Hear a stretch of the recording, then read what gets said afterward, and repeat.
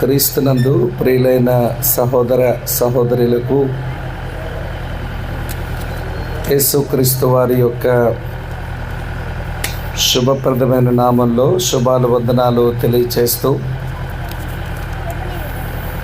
ఈ 2 దినాలు మాచేపాలెం గ్రామమందు ఏర్పాటు చేయబడిన ఈ 2 దినాల సువార్త కూడికలను బట్టి నేను దేవునికి స్తోత్రాలు చెల్లిస్తూ ఈ కూడికల్లో దేవుని వాక్యంతో స్థానిక గ్రామస్తులకును ఆయా ప్రాంతాల నుంచి వచ్చిన దేవుని పిల్లలకు దేవుని మాటలు చెప్పే ఈ అవకాశం కల్పించి నన్ను ఆహ్వానించిన దేవుని దాసులు ఇమ్మాన్యుయల్ గారికి, వారి కుటుంబానికి, స్థానిక సంఘానికి నేను కృతజ్ఞతలు తెలియజేస్తూ ఉన్నాను. అలాగనే ఈ రాత్రి ఈ సభను ప్రేమించి ఈ చోటుకు వచ్చిన దేవుని సేవకులకు, ఆయా సంఘాల నుంచి వచ్చిన విశ్వాసులకును, మరి కూడిక ఇలా ఈ స్థలంలో జరగడానికి సహకరించి ఆయా చోట్ల కూర్చొని దేవుని మాటలు వింటూ ఉన్న స్థానిక గ్రామస్తులందరికీ నేను వందనాలు చెల్లిస్తూ ఉన్నాను. చక్కని సంగీతం, అలాగనే చక్కని గానం ఈ స్థలంలో మనం వినడానికి ప్రభు సహాయం చేశారు. ఇక నేను కాలయాపన చేయకుండా దేవుని వాక్యాన్ని చదివి మీతో వాక్యాన్ని పంచుకొని కోరుతూ ఉన్నాను. 2023 సంవత్సరం ఏప్రిల్ నెల 4వ తారీఖు ఈ గ్రామానికి నేను వచ్చాను. అప్పుడు కుటుంబాల కొరకైన ప్రత్యేకమైన సమావేశాలు ఒక దినమంతా మరి గ్రామంలో జరిగాయి. ఆ దినముల్లో చాలామంది ఆసక్తితో వచ్చి కుటుంబ జీవితాన్ని గురించిన అనేకమైన పాఠాలు వారు నేర్చుకోవడానికి వారు ప్రయత్నం చేశారు. నా వంతుగా ఆ ఒక్క దినం ఈ గ్రామంలో పరిచర్య చేయగలిగాను. సంవత్సరం తీరకుండానే మరోసారి ఈ గ్రామానికి రావడం, దేవుని సేవకులు నన్ను ఆహ్వానించడం జరిగింది. అందుకై నేను ప్రభుకి స్తోత్రాలు చెల్లిస్తూ దేవుని వాక్యంలోంచి ఒక మాట మనం చదువుకుని ఒక చిన్న ప్రార్థనతో నా ధ్యానాన్ని నేను ఆరంభిస్తాను. అపోస్తలుడైన పౌలు తాను తిమోతికి వ్రాసిన మొదటి పత్రిక 2వ అధ్యాయం, తిమోతికి వ్రాసిన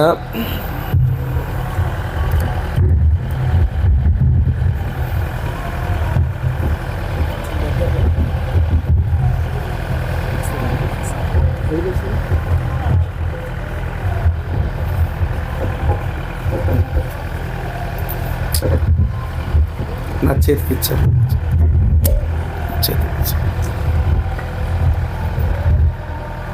తిమోతికి వ్రాసిన మొదటి పత్రిక 2వ అధ్యాయం 4వ వచనం ఇలా ఉంది. మీ అందరి కొరకు చదువుతున్నాను, శ్రద్ధగా సావధానంగా వినాలని మీకు నా మనవి. ఒక మాట మీతో చెప్పన, దేవుని మాటలు విని చెడిపోయిన వారు ఎవరు ఉండరు. దేవుని మాటలు వినకుండా బాగుపడేవారు కూడా ఎవరు ఉండరు. కనుక దేవుని మాటలు విని బాగుపడే ఒక మంచి అవకాశం స్థానిక గ్రామానికి దేవుడు అనుగ్రహించగా, ఇప్పటికే మీరంతా ఆసక్తితో ఈ చోటుకి చేరి వచ్చారు. మీకు మా హృదయపూర్వకమైన అభినందనలు. వాక్యాన్ని చదువుతున్నాను. అపోస్తలుడైన పౌలు తిమోతికి వ్రాసిన మొదటి పత్రిక 2వ అధ్యాయం 4వ వచనం ఇలా ఉంది. తిమోతికి రాసిన మొదటి పత్రిక 2వ అధ్యాయం 4వ వచనం. ఆయన అనగా దేవుడు మనుషులందరూ రక్షణ పొంది సత్యమును గూర్చిన అనుభవ జ్ఞానము గలవారై ఉండవలనని ఇచ్చయించుచున్నాడు. ఆయన అనగా దేవుడు మనుషులందరూ రక్షణ పొంది సత్యమును గూర్చిన అనుభవ జ్ఞానము గలవారై ఉండవలనని ఇచ్చయించుచున్నాడు. దేవుడు ఈ వచనం మన ధ్యానం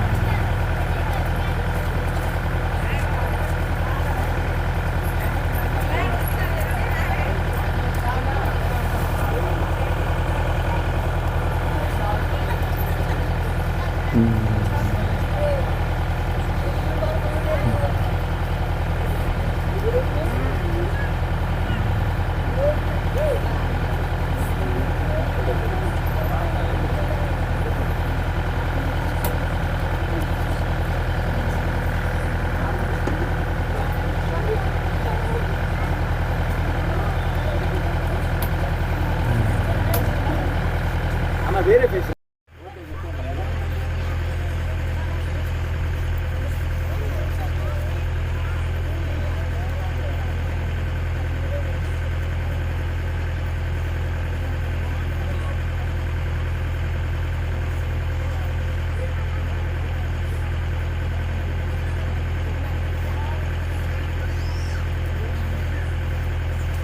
రేటింగ్ తగ్గినట్టున్నా 300 దాటింది 300 దాటింది ఓకే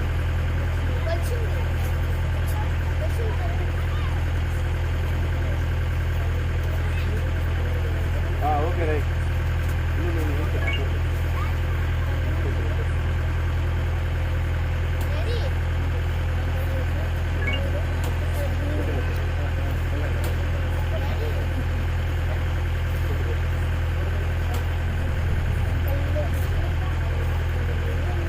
అలా ఓకేగా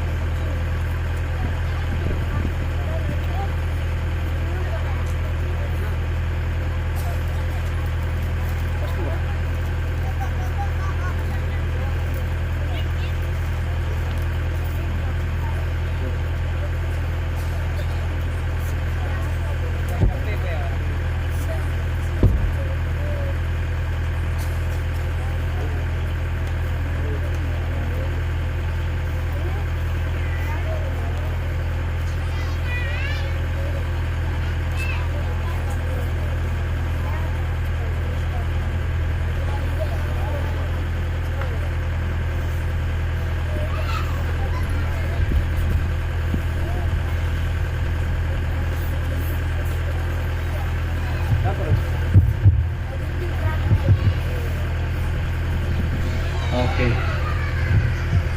అన్నీ అనుకూలంగా ఉంటే ఆనందించేవాడు అన్యుడంట. అన్నీ అననుకూలంగా ఉన్నప్పుడు ఆనందించేవాడు ఆత్మీయులంట. కనుక కొంచెం అభ్యంతరాలు, ఆటంకాలు దేవుని పనికి ఉంటాయి. దాన్ని బట్టి మనమేమీ కలవరం చెందాల్సిన పని లేదు. సరే, చేరవచ్చిన మీ అందరికీ మరోసారి ప్రభునామంలో నేను అభినందనలు తెలియచేస్తూ చదివిన వచనం నేను వివరించే ప్రయత్నం చేస్తాను. మరోమారు ఆ వచనం చదువుతున్నాను, ఎందుకంటే మధ్యలో కొంచెం ఈ పవర్ కట్ అయింది కాబట్టి. దేవుడు మనుషులందరూ రక్షణ పొంది సత్యమును గూర్చిన అనుభవజ్ఞానము గలవారై ఉండవలనని ఇచ్చయించుచున్నాడు అని రాసి ఉంది. ప్రియులారా, మానవ మాత్రులమైన మనమంతా ఆశాజీవులం. ఆశలు, కోరికలు, ఇచ్చలు మనకున్నాయి. నాకు ఏ ఆశలు లేవండి అని ఒకవేళ ఎవరైనా అంటే వారు 100కి 100 పాలు పచ్చి అబద్ధాలు చెబుతున్నారని లెక్క. నాకే ఆశ లేదు అని నీవంటే అయితే నువ్వు చచ్చైనా ఉండాలి, లేదా నువ్వు అబద్ధమైనా చెబుతూ ఉండాలన్నమాట. ఉన్నతమైన స్థలంలో కూర్చొని అధికారాలు చేసే పాలకుల దగ్గర నుంచి చివరికి రోడ్డు మీద భిక్షమెత్తుకునే అడుక్కునే వాడి వరకు కూడా ప్రతి వాడు ఆశలు కలిగిన వాళ్ళే. ఆశ నాకేదీ లేదండి అని చెప్పడం అది బొమ్మాటకి పచ్చి అబద్ధమే అవుతుంది. సరే, మనుషులు ఇలాంటి ఆశాజీవులుగా ఎందుకున్నారు అని అంటే మనుషులను సృజించిన సృష్టికర్త కూడా ఆయన ఆశలు కలిగినటువంటి వాడే. దేవునికి ఆశలుంటాయండి అని మీరు అంటారేమో. ఇప్పుడు నేను చదివిన వచనంలో దేవుని ఒక ఆశ ఇక్కడ రాయబడింది. ఆయనకున్న ఆశ ఏమిటి అంటే మనుషులందరూ, అంటే కులము, జాతి, మతము అనే వ్యత్యాసం లేకుండా మనుషులందరూ సత్యమును ఎరిగి రక్షణ పొందాలి అన్నది ఆయన ఆశగా ఈ స్థలంలో రాయబడింది. మనుషులందరూ సత్యమును ఎరగాలి అన్నది ఆయన ఆశ, ఆయన యొక్క ఆకాంక్ష. సరే, నేను ఈ రాత్రి వేళ ఆ సత్యమును గూర్చిన కొన్ని మాటలు మీతో పంచుకునే ప్రయత్నం చేస్తాను. పక్షికి 2 రెక్కలు ఉన్నట్టు, నాణానికి 2 ముఖాలు ఉన్నట్టు 2 రెక్కలు ఉన్న పక్షి వెళ్ళవలసిన చోటుకి సరిగా పోతుంది. బొమ్మ, గొలుసు 2 ముఖాలు ఉన్న నాణం చెందుబాటుకు వస్తుంది. నాణం ఒకవైపే ఉండి మరోవైపు అరిగిపోయింది అనుకోండి, ఆ నాణం చెందుబాటుకు పనికిరాదు. అలాగే పక్షికి ఒకే రెక్క ఉందనుకోండి, ఒక రెక్క ఉన్న పక్షి అది చేరుకోవలసిన తన గమ్యస్థానానికి చేరుకోలేదు. ఈ విషయాలు ఎంత నిజమో సత్యమునకు కూడా 2 రెక్కలు ఉన్నాయి, 2 ముఖాలు ఉన్నాయి. ఏమిటి సత్యమునకున్న 2 ముఖాలు అంటే, మొదటి యోహాను పత్రిక 4వ అధ్యాయం 8వ వచనంలో ఒక మాట ఉంటుంది. మొదటి యోహాను పత్రిక 4వ అధ్యాయం 8వ వచనం. ఆ స్థలములో ఇలా చదువుతాము, దేవుడు ప్రేమస్వరూపి అనే మాట. దేవుడు ప్రేమస్వరూపి. ఇది దేవుని గురించిన సత్యమునకు ఒక ముఖం. అలాగనే మరో స్థలంలో ఒక మాట రాసి ఉంటుంది. ఫిబ్రవరికి రాసిన పత్రిక 12వ అధ్యాయం 29వ వచనంలో దేవుడు దహించు అగ్ని అని రాసి ఉంటుంది. దేవుడు దహించు అగ్ని అని అక్కడ రాసి ఉంటుంది. దేవుడు ప్రేమస్వరూపుడు అనే మాట ఎంత నిజమో, దేవుడు దహించు అగ్ని అనే మాట కూడా అంతే నిజం. సత్యమునకు ఉన్న రెండు ముఖాలు. ఈరోజు ఈ రెండు సంగతులు మీతో చెప్పేదానికి నాకంత సమయం సరిపోకపోవచ్చును, కానీ ఈ రోజున దేవుడు ప్రేమస్వరూపి అనే విషయాన్ని నేను కొంచెం మీకు వివరించే ప్రయత్నం చేస్తాను. రేపు ప్రభు చిత్తమైతే గ్రామంలో మరో చోట దేవుడు దహించు అగ్ని అనే సంగతిని కూడా మీతో పంచుకునే ప్రయత్నం చేయాలని నా మట్టుకు నేను నడిపించబడతా ఉన్నాను. సరే, దేవుడు ప్రేమస్వరూపి. దేవుని ప్రేమకు లోతు ఉంది, దేవుని ప్రేమకు ఎత్తు ఉంది, దేవుని ప్రేమకు పొడవు ఉంది, దేవుని ప్రేమకు వెడల్పు కూడా ఉంది. అది మన మానవ జ్ఞానంతో ఆయన ప్రేమను సంపూర్ణంగా తెలుసుకోవడం ఇది మనకు సాధ్యమయ్యే విషయం కాదు. ఎందుకంటే మన జ్ఞానం చాలా పరిమితం గలది. కానీ దేవుని ప్రేమ చాలా అపరిమితమైనది.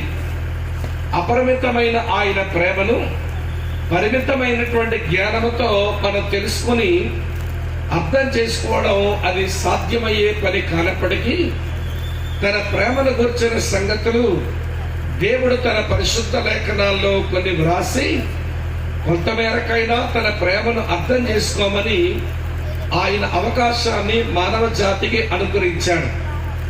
సరే, నేను కొన్ని విషయాలు చెప్తాను, వినండి. ఈ దేవుని ప్రేమకున్న పొడవు, వెడల్పు, ఎత్తు, లోతులు అవన్నీ మనం తెలుసుకునేందుకు వీలు పడకపోయినా ఆ దేవుని ప్రేమ యొక్క విశిష్టత కొంచెం చెబుతాను. ఆ దేవుని ప్రేమ యొక్క స్వభావం కొంచెం చెబుతాను. ఆ ప్రేమను అనుభవించిన వారి యొక్క ఉదాహరణ, ఆ ప్రేమకు వారు చూపిన స్పందన, ఇవన్నీ చూపి చివరగా ఇంకా దేవుడు ప్రేమ గలవాడుగా మానవుల ఎడల ఆయన కలిగి ఉన్న వైఖరేంటో నేను మీకు చూపించే ప్రయత్నం చేసి నా సందేశాన్ని నేను ముగిస్తాను. సహజంగా భారతదేశంలో పుట్టి పెరిగిన మనం ఈ భూమి మీద అన్ని ప్రేమల కంటే గొప్ప ప్రేమ ఏదండి అని ఒకవేళ ప్రశ్నిస్తే మనమందరము చెప్పే మాట, ఈ భూమి మీద అన్ని ప్రేమల కంటే గొప్ప ప్రేమ తల్లి ప్రేమే కదండి అని అంటారు. అవును, నిజమే. ఈ భూమి మీద అన్ని ప్రేమల కంటే గొప్ప ప్రేమే తల్లి ప్రేమని. కానీ దేవుడు అంటాడు, నా ప్రేమ నీ తల్లి ప్రేమ కంటే మించిన ప్రేమ అన్నాడు. ఎలా అన్నాడో మీకు చదువుతాను, వినండి. యెషయా గ్రంథం 49వ అధ్యాయం 15వ వచనంలో, స్త్రీ తన గర్భమున పుట్టిన సంటి బిడ్డను కరుణింపకుండా మరచునా, వారైనా మరచుదురు గాని నేను నిన్ను మరువను అన్నాడు. స్త్రీ తన గర్భమున పుట్టిన బిడ్డను కరుణింపకుండా తన చంటి పిల్లను మరచునా, వారైనా మరచుదురు గాని నేను నిన్ను మరువను అన్నాడు. ప్రియులారా, ఈ వచనం ఏమేమి మాట్లాడుతుంది అంటే, ఈ భూమి మీద అన్ని ప్రేమల కంటే గొప్ప ప్రేమ తల్లి ప్రేమే. కానీ ఆ తల్లి ప్రేమలో కూడా కల్తీ వచ్చింది. ఆ తల్లి ప్రేమలో కూడా లోపాలు కనబడుతున్నాయి ఈ రోజుల్లో. మీకు అర్థమయ్యేలా చెబుతాను. అందరూ నా వైపు కొంచెం కళ్ళు తెరిచి చూస్తూ వినండి. కొంతమంది కూర్చుని మీరు కలలుగానే ప్రయత్నం చేస్తున్నారు ఇక్కడికి వచ్చి. అమ్మ అంటే నిద్రపోతున్నారని నా ఉద్దేశం. మరి వినడానికి వచ్చాము, కొంచెం కళ్ళు తెరిచి వింటే ఏదైనా రెండు ముక్కలు మనసులో పడతాయన్నమాట. మీరు కళ్ళు మూసారనుకోండి, నెత్తి మీద దెయ్యం కూర్చొని దేవుని మాటలు ఒక ముక్క మన మదికెక్కేలాగా వాడు చెయ్యడు. వాడి పనేదే దేవుని మాటల్ని మనసున పట్టకుండా చేయటమే వాడి యొక్క లక్ష్యం. కాబట్టి కొంచెం శ్రమ తీసుకొని కొంచెం శ్రద్ధగా దేవుని మాటలు వినాలని కోరుతున్నాను. ఈ ప్రపంచంలో, ఈ భూమి మీద అన్ని ప్రేమల కంటే మించిన ప్రేమ తల్లి ప్రేమే కదండి అని అంటారు. కానీ దేవుడు అంటున్నాడు, అవును, స్త్రీ ప్రేమ, తల్లి ప్రేమ ఈ భూమి మీద గొప్ప ప్రేమే, కానీ నా ప్రేమ తల్లి ప్రేమ కంటే మించినది అని చెప్పడానికి అన్నాడు. స్త్రీ తన గర్భమున పుట్టిన చంటి బిడ్డను మరచున, వారైనా మర్చిపోతారేమో గాని నేను నిన్ను మరువను అన్నాడు. ప్రియులకు ఉదాహరణ చెప్తాను. నేను చిన్నప్పుడు చదువుకునే రోజుల్లో అది 8వ తరగతి చదువుతున్న సమయం. మేము ఒక హోమ్లో చదువుకునే వాళ్ళం. సరే, నేను కూడా ఆశ్రమంలో ఆ హోమ్లో చదువుకుంటున్నాను. మేము ప్రతిరోజు ఉదయానికి స్నానానికి ఒక బావికి పోయేవాళ్ళం. అది కొంచెం ఈత చెట్ల తోట మధ్యలో ఉంటుంది. చూడడానికి ఆ స్థలం చూడముచ్చటగా ఉంటుంది కనుక దానికి మేము ఒక పేరు పెట్టుకున్నాము. దాని పేరు బృందావనం అని. సరే, ఉదయం లేవగానే ఒరే బృందావనానికి ఎవడొస్తాడు అంటే బకెట్ చెంబు పట్టుకొని కొంతమంది బయలుదేరి బృందావనం అంటే ఆ బావికి పోయే వాళ్ళం అన్నమాట. సరే, ఒక మారు అట్లనే వెళ్తున్నాం. ఈత చెట్టు కింద ఒక కొండ నాకు కనబడింది. నేను అన్నాను, ఒరే ఆ చెట్టు కింద కొండ కనబడుతుంది చూడండి అన్నాను. నా స్నేహితులు అన్నారు, ఈత చెట్టు కింద కొండ ఉంటే అది ఏమి కొండ అవుతుందిరా, కళ్ళు కొండ కదా, దాని మీద పట్టించుకోవాల్సిన అవసరం ఏముంది అని కొంచెం నా ఆలోచన ఆపుతున్నారు వాళ్ళు. నేనన్నాను, కళ్ళు కొండ మూతి సన్నంగా ఉంటుంది కదా, ఈ కొండ యొక్క మూత కొంచెం వెడల్పుగా ఉంది, ఇది కళ్ళు కొండ అయ్యే అవకాశం లేదు, పదండి పోయి చూద్దామని ఆ చెట్టు కిందకు వచ్చి ఆ కొండ దగ్గర చూసేసరికి చిన్నవాళ్ళమేమో చాలా భయపడిపోయాం. కారణం ఏంటంటే ఎవరో మహాతల్లి తనకు పుట్టిన బిడ్డను ఈ తలకాయను తీసుకుని వచ్చి ఆ 2 కాళ్ళ మధ్యలో కుక్కి ఆ కొండలో ఆ కడవలో పెట్టి వదిలేసి వెళ్ళిపోయింది. అది చూసి మాకు కొంచెం భయమేసి మా వార్డెన్, అతని పేరు రవీంద్రనాథ్ కుమార్ సాహు, ఒరియా బ్రాహ్మణుడు.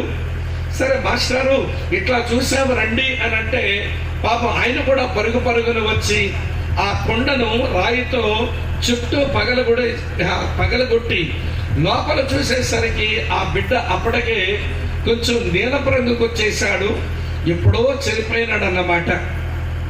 సరే, పోలీస్ రిపోర్ట్ ఇచ్చారు మా మాస్టారు.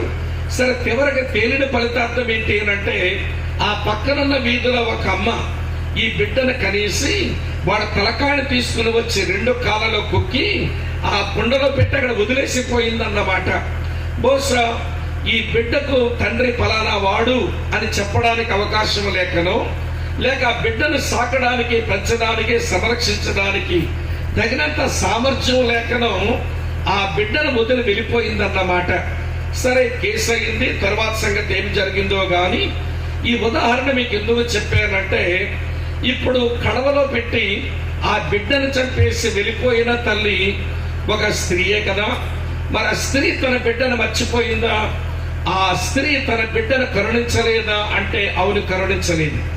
ఆ బిడ్డను కరుణించలేదు, ఆ బిడ్డను మర్చిపోయింది, ఆ కొండలో పెట్టి చంపేసి వెళ్ళిపోయింది. మా శ్రీకాకుళంలో ఒక అమ్మన్నాయుడు అనే గైనకాలజిస్ట్ ఉంటాడు. అంటే ప్రసూతి వైద్యుడు అన్నమాట. అనేక మందికి డెలివరీస్ చేస్తుంటాడు ఆయన. హాస్పిటల్ మీద ఒక పెద్ద కథను కొద్ది రోజులు పేపర్లో వచ్చింది ఆ రోజుల్లో. ఏమిటనంటే హాస్పిటల్కి వచ్చి కొంతమంది డెలివరీ అయిపోయిన తర్వాత ఆ పిల్లల్ని ఆ పడక మీదనో లేకపోతే బయట ఎక్కడో ముళ్ళ తొప్పల్లో పడేసి కొంతమంది వెళ్ళిపోతున్నారట. అమ్మనాయుడు గారు హాస్పిటల్ దగ్గర చిన్నపిల్లలు భలే తిరుగుతున్నారే అనే కథనాలు న్యూస్ పేపర్లో వచ్చాయి. ఇవన్నీ నాకు ఏమి నేర్పించినాయనంటే, అరే తన పేగు తెంచుకుని పుట్టిన బిడ్డను స్త్రీ బాగా ప్రేమిస్తుంది అని అంటారుగా, ఆమె తన బిడ్డను బాగా కరుణిస్తుంది అని అంటారుగా. కానీ అదే స్త్రీ ఈ దేశంలో తన బిడ్డను కరుణించడం మానేసి తన బిడ్డను మర్చిపోయి మరికొంతమంది బిడ్డను చంపే తల్లులు కూడా సమాజంలో ఉన్నారు. ఈ రోజున న్యూస్ పేపర్స్, ఈ రోజున టెలివిజన్స్, ఈ రోజున సోషల్ మీడియాలో చూస్తుంటే ఇలాంటి తల్లులు కూర్చిన కథనాలు చాలా వినవలసి వచ్చింది.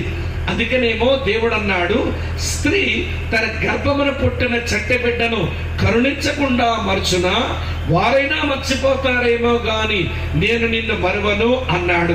కనుక ఈ మాట మనకి ఏమి నేర్పిస్తుందనంటే, దేవుడు ప్రేమస్వరూపి. ఏమిటి ఆయన ప్రేమ యొక్క విశిష్టత అంటే, ఆయన ప్రేమ తల్లి ప్రేమ కంటే మించిన ప్రేమ. భారతదేశంలో పుట్టిన మనం అమ్మ ప్రేమకు మించిన ప్రేమ ఎక్కడుందరా అని మనం అంటాం. కానీ దేవుని ప్రేమ అమ్మ ప్రేమకు మించింది. సరే, అది పక్కన పెట్టండి. దాని తర్వాత ఈ ప్రపంచంలో అమ్మ ప్రేమ తర్వాత గొప్ప ప్రేమ ఎవరిదరా అంటే నాయన ప్రేమే కదా అని మేము అంటాం. అవును, నాన్న ప్రేమ గొప్పది.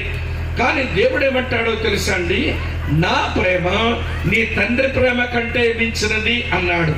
ద్వితోపదేశ కాండం అనే ఒక పుస్తకం ఉంది.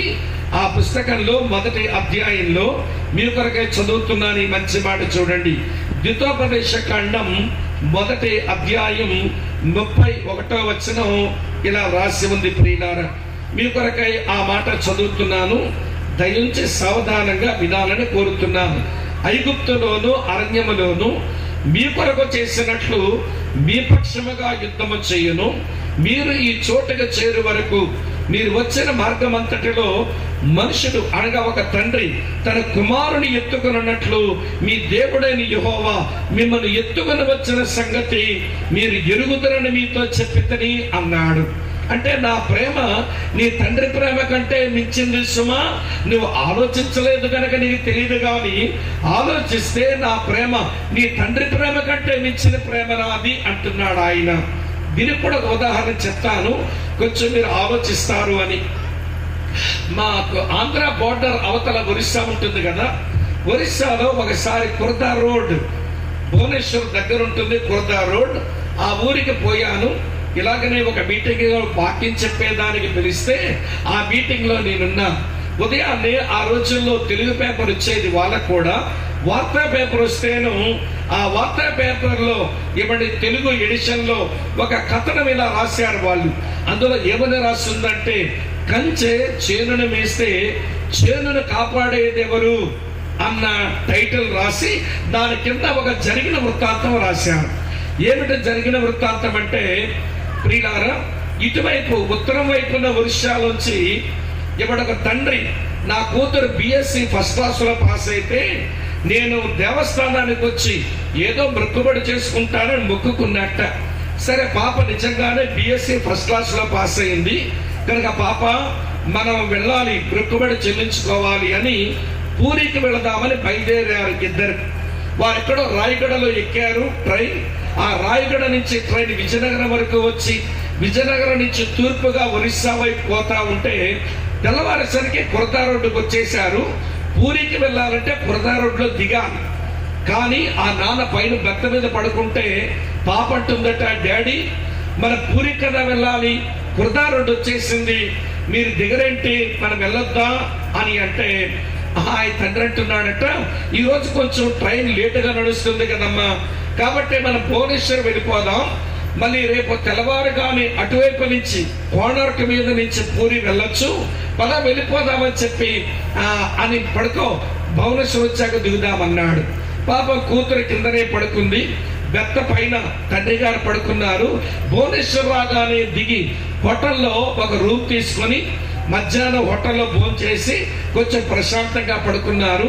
మళ్ళీ సాయంత్రం ఏమో మొదటి ఆట ఫస్ట్ షో సినిమా కూడా నాన్నగారు కూతురు తీసుకుని వెళ్ళాడు. సినిమా చూసుకుని వచ్చిన తర్వాత అమ్మా నువ్వు పడుకో నేను వస్తానని చెప్పి బయటికి వెళ్ళాడు. మరి ఏం పుచ్చుకున్నాడో తెలియదు, కానీ మొత్తానికి ఏదో తాగి మళ్ళీ వచ్చి ఇవ్వండి రూమ్ లో పడుకుంటూ మధ్యరాత్రిలో తన కూతురి మీద పడి చెరిచేందుకు వాడు ప్రయత్నం చేస్తున్నాడు. నాన్న నీ కడుపున పుట్టిన కూతురునంటుంది పిల్ల, కానీ వాడు కామాంధుడై ఆ పిల్ల అంటున్న మాట లెక్క చేయక చాలా ఇబ్బంది పెడుతుంటే, ఆ పిల్ల కొంచెం బలమైన పిల్ల కాబట్టి వాళ్ళ నాన్నను ఒక తోపు తోసి తలుపు తీసుకొని ఆ హోటల్లో పనిచేసే ఇవ్వండి రిసెప్షనిస్ట్ గుమస్తాల దగ్గరికి వచ్చి, మీరు నన్ను కాపాడండి, మా నాన్న ఇట్లా చేయబోతున్నాడు, మీరు నాకు సహాయం చేయండి అని గొగ్గోలు పెడుతుంటే వాళ్ళు పోలీసు రిపోర్ట్ ఇస్తే వాళ్ళ నాన్నను ఆ రాత్రే అరెస్ట్ చేశారు. వినండి ప్రియుల, తర్వాత రోజు పేపర్లో కథనం ఇలా రాశారు, కంచె చేనును మేస్తే చేనును కాపాడేది ఎవరు? ఏ కూతురునైతే తండ్రి సంరక్షించాలో ఆ తండ్రే కూతురు జీవితంతో ఆడుకుందామని ప్రయత్నం చేస్తే ఆ కూతురికి ఇక మంచి భవిష్యత్తు ఇచ్చేదెవరు? ఆ కూతురుని కాపాడేదెవరు? నేను ఎవరిని తప్పు పెట్టడం లేదు, కానీ ఈ భూప్రపంచం మీద ఇలాంటి తండ్రులు కూడా లేకపోలేదు. వీళ్ళ సరదాలు వీళ్ళవి, వీళ్ళ సంతోషాలు వీళ్ళవి, వీళ్ళ వ్యసనాల వీళ్ళవి. అరే భార్య జీవితం ఏమవుతుందో, నా రక్తం పంచుకుని పుట్టిన నా పిల్లల భవిష్యత్తు ఏమవుతుందో, వాళ్ళకు మంచి భవిష్యత్తు ఇవ్వాలి, వారి జీవితాలు కట్టాలి, వారి కుటుంబాలు కట్టాలి అన్న ఆలోచన వదిలేసి వాళ్ళ వ్యసనాలు వాళ్ళ సరదాలకు పోయి పిల్లల జీవితాన్ని బజారున పడేలా చేసే తండ్రులు నేడు సమాజంలో కనబడడం లేదంటే ఇట్లాంటి వాళ్ళు కొల్లలు కనబడతారు మనకు.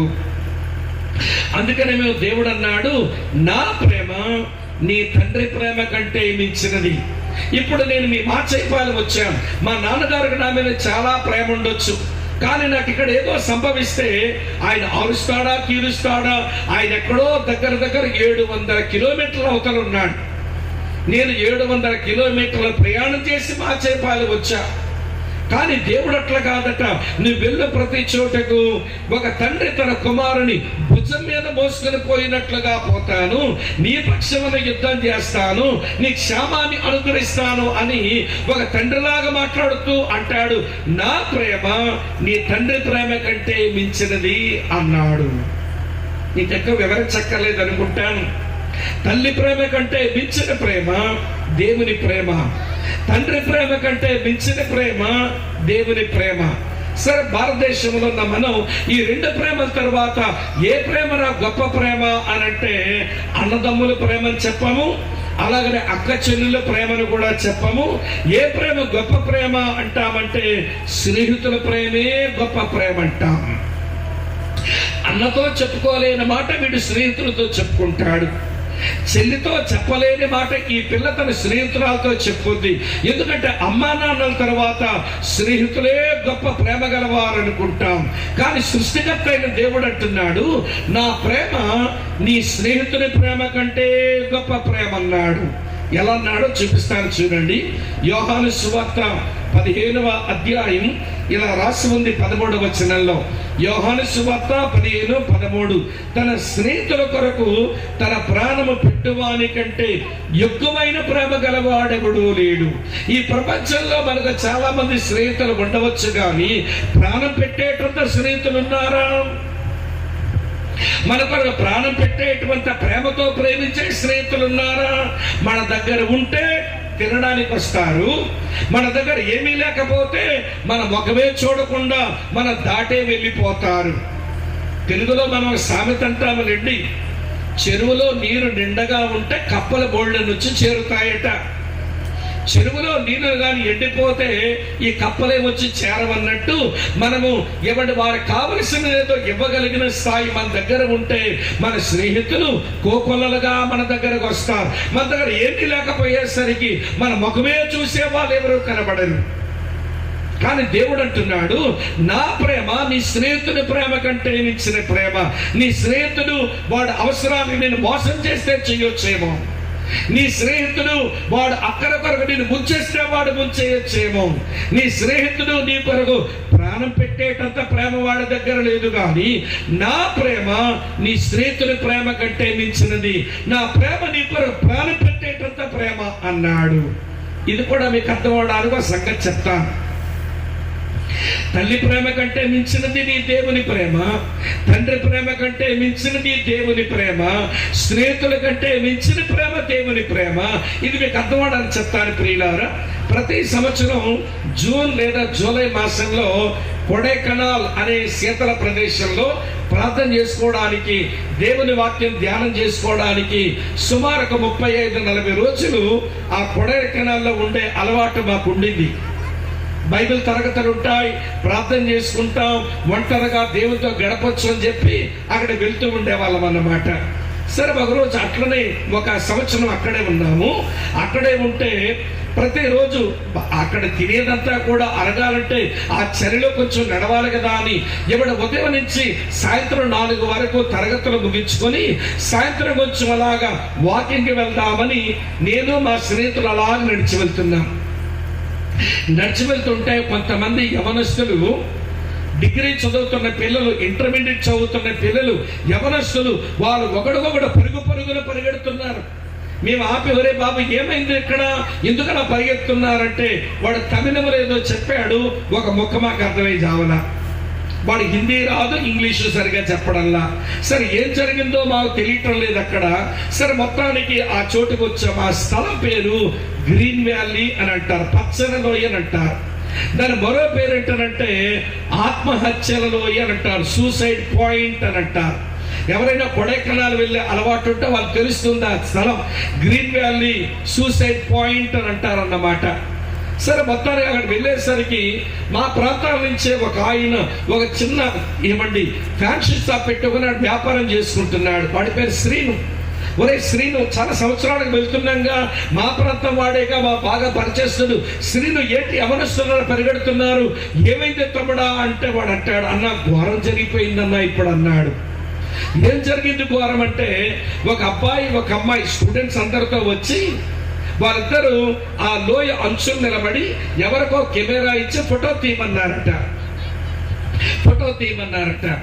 సరే వాడు రెడీయా 1 2 3 అనేసరికి అబ్బాయి వెనక దూకేశాడు, అమ్మాయి మాత్రం ముందుకు నడిచి వచ్చేసింది. ఏమిట్రా స్టోరీ అని అంటే, వీరిద్దరూ ప్రేమించుకున్నారట. చదివింది ఇంటర్మీడియట్, వీడికి మూతి మీద మేసం కూడా సరిగా రాలేదు. ఇక డిగ్రీలోకి జాయిన్ అయ్యాడంట. వీడు అమ్మాయిని ప్రేమించాడట, దాన్ని వీడిని ప్రేమించిందట. వీళ్ళు పెళ్లి చేసుకుంటామని ఇంట్లో అడిగారంట. అరే ఇప్పుడే కదా డిగ్రీలో జాయిన్ అయ్యారు, అప్పుడే పెళ్లి అంటే చదవండి మీరు అని ఇంట్లో వాళ్ళని పెళ్లి చేయడానికి వీలు పడదన్నారట. వీళ్ళిద్దరూ అమర ప్రేమికులం అయిపోదాం అనుకున్నారేమో. ఇద్దరు ఒకేసారి చచ్చిపోయి మన ప్రేమకు గొప్ప రుజువు చూపిద్దాం అనుకుని ఇవిడ మొత్తానికి ఏమనుకున్నారో గాని, వీళ్ళిద్దరు వినండి ప్రియులారా, నువ్వు లేకపోతే నేను బతకలేనని ఈడేమన్నాడో, నువ్వు కనబడకపోతే నా తిండి సహించదని ఈవిడే మాయదార మాటలు నమ్మిందో. ఇద్దరు ఒకేసారి చచ్చిపోదామంటే ఇద్దరు ఒకేసారి వచ్చి నిలబడ్డారు. ఫోటో తీసేసరికి వాడు లోయలో దూకాడు, పిల్ల భయపడిపోయి ముందుకు వచ్చేసింది. అమ్మ వింటున్నారని చెప్పే మాట, ఏమి స్నేహితురాలు నంగనచ్చే కదూ ఇది, నంగనచ్చట అని వేషధారి అని ఏమి వయ్యార మాటలు చెప్పిందో, ఏం వగలబారి మాటలు చెప్పిందో, ఏమి డ్యూయెట్లో పాడిందో, నీవు లేక నేను లేని నెలి పాడేసిందో. ఆడనుకున్నాడు నీ లేకపోతే ఇది బతకలేదు, నేను కొరకు నేను చచ్చిపోతాను అనుకో. కన్ను తల్లిదండ్రులు లెక్కలేదు వీడికి. ఈరోజు చాలా మంది అట్లనే ఉంటారండి సమాజంలో. ఏమని మీకు తెలియని విషయం కాదు. వీడేమో కాలేజీకి వెళ్ళొచ్చి అంటాడు, అమ్మాయితో నా పెళ్లి చేయండి అంటాడు.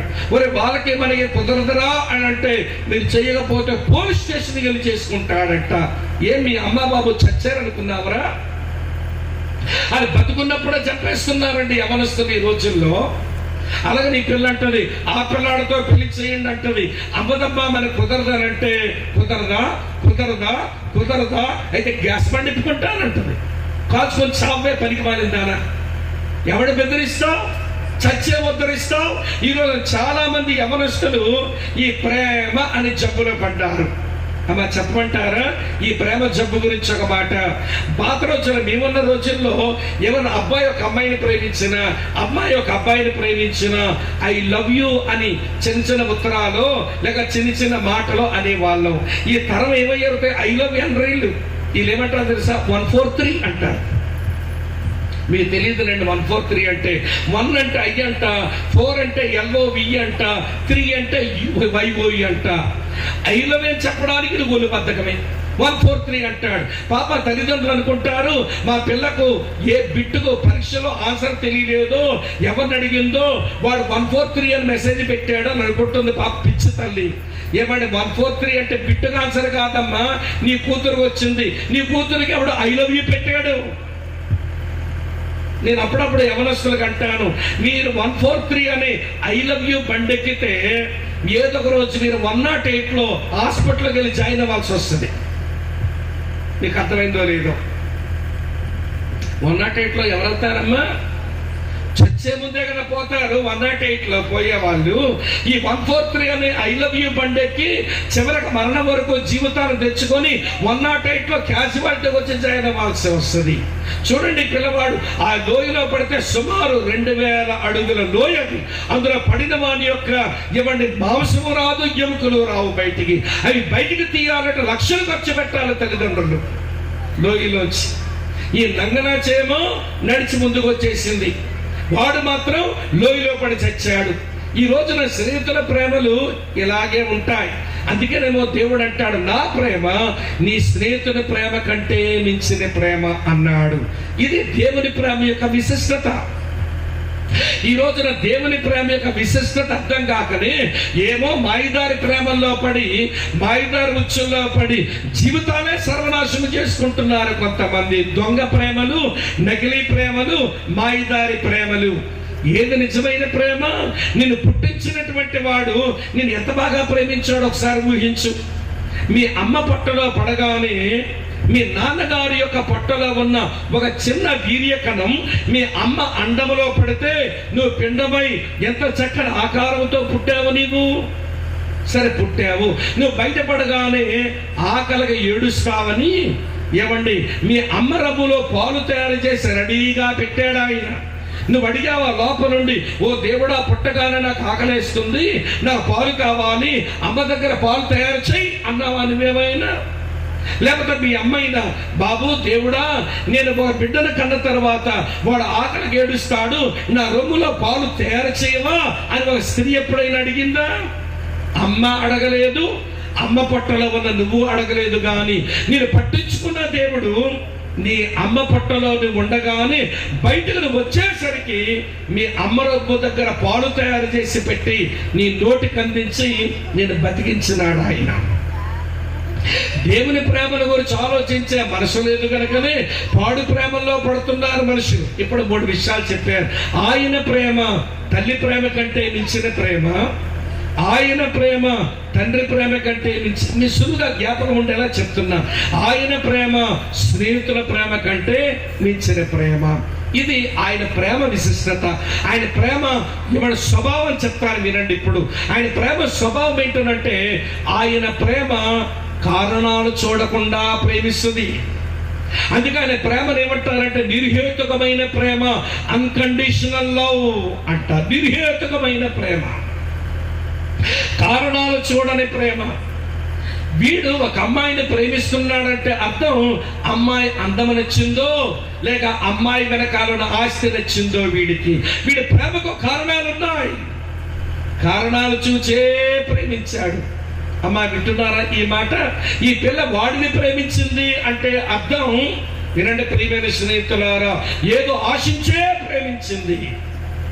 ఈ రోజున కొంతమంది పిల్లలు తల్లిదండ్రులను ప్రేమిస్తున్నారు అంటే వాళ్ళు కష్టపడి ఏమండి వాళ్ళు మధ్యకన్నమే తిని నిద్ర మానుకొని చెమటొచ్చి కష్టపడిన ఆస్తిపాస్తులు అమ్మా బాబు దగ్గర నుంచి లాగడానికే ప్రేమిస్తారు. ఇది దొంగ ప్రేమలు. కొంతమంది తల్లిదండ్రులు పిల్లలు ఎందుకు ప్రేమిస్తున్నారు అని అంటే మాకు శరీరం కొంచెం దగ్గరగా అయిపోయినప్పుడు, మేము నడవలేనప్పుడు, మేము ముసలైపోయినప్పుడు మా మూతి మీద ఒక ముద్దన్నే పెడతానేమో నా కూతురు, నా నోటి కొంచెం భోజనమన్నా పెడతాడేమో నా కొడుకని ఏదో దుర్దేశంతోనే తల్లిదండ్రులు ప్రేమిస్తున్నారు. ఈ రోజున కారణాలుంటాయి మనుషుల ప్రేమకు. ఒక యవనస్తురాలు ప్రేమిస్తే దాని వెనకాల కారణాలుంటాయి. ఒక యవనస్తుని ప్రేమించే దాని వెనకాల కారణాలు ఉంటాయి. ఒక తల్లిదండ్రులు పిల్లలు ప్రేమిస్తే దాని వెనకాల కారణాలు ఉంటాయి. ఏమంటే తల్లిదండ్రులు పిల్లలు ప్రేమిస్తే దాని వెనకాల కొన్ని కారణాలు ఉంటాయి. కనుక విశేషం చెప్పన, నిన్ను ప్రేమించడానికి దేవుడు ఏ కారణాన్ని బట్టి ప్రేమించాడు? ఏ మంచుందని ప్రేమించాడు? ఏమిస్తామని ప్రేమించాడు? బైబిల్లో భలే చక్కని మాటలు రాస్తుంటాయి. రోమాపత్రిక 5వ అధ్యాయం 6 నుంచి 10 వచనాలు కానీ చూస్తే 4 ఉన్నాయంట మన దగ్గర మనల్ని ఆయన ప్రేమించడానికి. మొదటిది ఏంటో తెలుసా? మనం బలహీనులమని ఆయన ప్రేమిస్తున్నాడట. ఏ విషయంలో బలహీనులం? తిట్టడానికి కొట్టడానికి బలహీనులమా? ఎవరినైనా తిడతాం, ఎవరినైనా కొడతాం, అక్కడ మనం బలహీనులం కాదు. మరి ఏ విషయంలో బలహీనులం అంటే దేవుడు ఎలా బ్రతకాలని ఆయన ఒక స్టాండర్డ్, ఒక ప్రమాణం పెట్టాడు. ఆయన ప్రమాణాల ప్రకారం బతకడం ఏ మనిషికి భూమి మీద చేత కాదు. సత్యవంతుడిగా బతకమంటాడు, పచ్చి అబద్ధాలు కోరివి. ప్రేమ కలిగి బ్రతకమంటాడు, పచ్చి దుర్మార్గుడివి. ఏమండి వింటున్నారు ఈ మాట? ఏమండి పవిత్రంగా బ్రతకమంటాడు, పచ్చి అపవిత్రురాలివి. నమ్మదగిన మనిషిగా బతకమంటాడు, అపనమ్మకస్తుడివి. యథార్థవంతురాలుగా జీవించమంటాడు, యథార్థతే లేదు నీ దగ్గర. మార్పు లేని మనిషిగా బతకమంటాడు, నువ్వు ఇప్పుడు మారిపోయే మనిషివే. ఇవన్నీ ఎందుకు చెప్పారో తెలుసా? దేవుడు ఎలా జీవించమని కోరాడో ఆయన స్టాండర్డ్, ఆయన ప్రమాణాల ప్రకారం జీవించడం ఈ మనిషికి రాదండి. కారణం మనలో బలహీనత ఉంది. దేవుడు ఆశించిన స్థాయిలో బ్రతికేటువంటి బలం మన దగ్గర లేదు. ఆయన ప్రేమగా బతకమంటే మన దగ్గర దుర్మార్గం ఉంది. ఆయన సత్యంతో బతకమంటే మన దగ్గర అబద్ధాలు ఉన్నాయి. ఆయన పవిత్రంగా బ్రతకమంటే మన దగ్గర అపవిత్రత ఉంది. ఆయన న్యాయంగా బ్రతకమంటే మన దగ్గర అన్యాయం ఉంది. ఆయన యథార్థంగా బ్రతకమంటే మన దగ్గర యథార్థత ఉంది. కనుకనే మన బలహీనులం. బలహీనులైన మనుషులను ఆయన ప్రేమిస్తున్నాడట. అమ్మ వింటున్నారా? మన భక్తిహీనులం. భక్తిహీనులం అంటే ఏంటో తెలుసా? భక్తి లేదని కాదు, ఎవడ భక్తి ఆడ దగ్గర ఉంటది. ఏమండి, ఎవరి భక్తి వాళ్ళ దగ్గర ఉంటుంది. యేసు నమ్మిన వాళ్ళ భక్తి వాళ్ళ దగ్గర ఉంది. యేసుని కాకుండా ఇతర విశ్వాసం ఉండే వాళ్ళు నమ్మిన భక్తి వాళ్ళ దగ్గర ఉంది. కానీ దేవుడు అంటాడు, నీవు భక్తిహీనుడవు అన్నాడు. భక్తిహీనుడు అంటే చెప్తాను వినండి. రక్తహీనత అంటే అర్థం ఏంటమ్మా? రక్తం లేదనా? రక్తం లేకపోతే చచ్చూరుకుంటారు మీరు. రక్తం లేకపోవడం కాదు రక్తహీనత అంటే, రక్తం ఉండవలసినంత లేదు. అదే కదా అర్థం. రక్తం ఉండవలసినంత లేదు, అదే రక్తహీనత అంటే. భక్తిహీనత అంటే ఉండవలసినంత భక్తి మనిషి దగ్గర లేదు. అందుచేత మనుషుడు భక్తిహీనుడట, అయినా దేవుడు ప్రేమిస్తున్నాడట. బలహీనులైన వారిని మిమ్మల్ని ప్రేమిస్తున్నా, భక్తిహీనులైన మిమ్మల్ని ప్రేమిస్తున్నా. ఇంతకు మీరు ఎవరో తెలుసా? పాపులు అన్నాడు. పాపులా? ఎలాగా? నేనేం పాపం చేశాను అంటారు కొంతమంది. నువ్వేం పాపం చెయ్యక్కరలా, నీ లోపలే పాప స్వభావం ఉంది. అమ్మ ఇలా మీతో చెప్పనివ్వండి. వేప చెట్టుకు వేపకాయ వచ్చింది కాబట్టి అది చేదుకాయ, లేకపోతే వినండి, అది చేదుకాయ కాబట్టి చెట్టు చెట్టు అయ్యిందా? వేప చెట్టుకు చేదుకాయ వచ్చింది కనుక చేదుకాయనా, లేకపోతే చేదుకాయ కాసింది కాబట్టి చేదు చెట్టు అంటే కాయను బట్టి కాదు, ముందు చెట్టులోనే చేదుంది. నీ స్వభావంలోనే పాప స్వభావం ఉంది. అమ్మా నాన్న పొట్టంలోంచి బయటకు రాగానే మన పాప స్వభావంతో పుట్టిన వాళ్ళు. ఇలా చెప్తాను వినండి. మన పిల్లలు గాజు గ్లాస్ పగలగొట్టింది నీ కూతురు. ఎవరు పగలగొట్టారు ఈ గ్లాస్ అంటే అమ్మాయికి అంటుంది, మమ్మీ అమ్మా. నేను కాదమ్మా, తమ్ముడు. దీనికి అబద్ధవాడు ఎవరు నేర్పించారమ్మా? దీనికి ఈ పిల్లకి అబద్ధవాడు ఎవరైనా ట్రైనింగ్ ఇచ్చారా? ట్రైనింగ్ ఇవ్వక స్వభావం అదంతే. నీ పెద్ద కూతురు చిన్న కూతురు తింటున్నారు, పెద్ద కూతురు కొంచెం ఎదుగుతుంది కాబట్టి కొంచెం గిన్నెలో కొంచెం ఎక్కువ కూర వేసా పెద్ద కూతురని. ఈ చిన్న కూతురు చిన్నోళ్ళు ఉంటారా రాలుగాయ పిల్లలు, అమ్మో చిన్న కూతురు చాలా రాలుగాయోళ్ళు ఎవరైనా కానీ. ఇది అంటుంది, అక్క పెట్టే ఆ మొక్క అంది.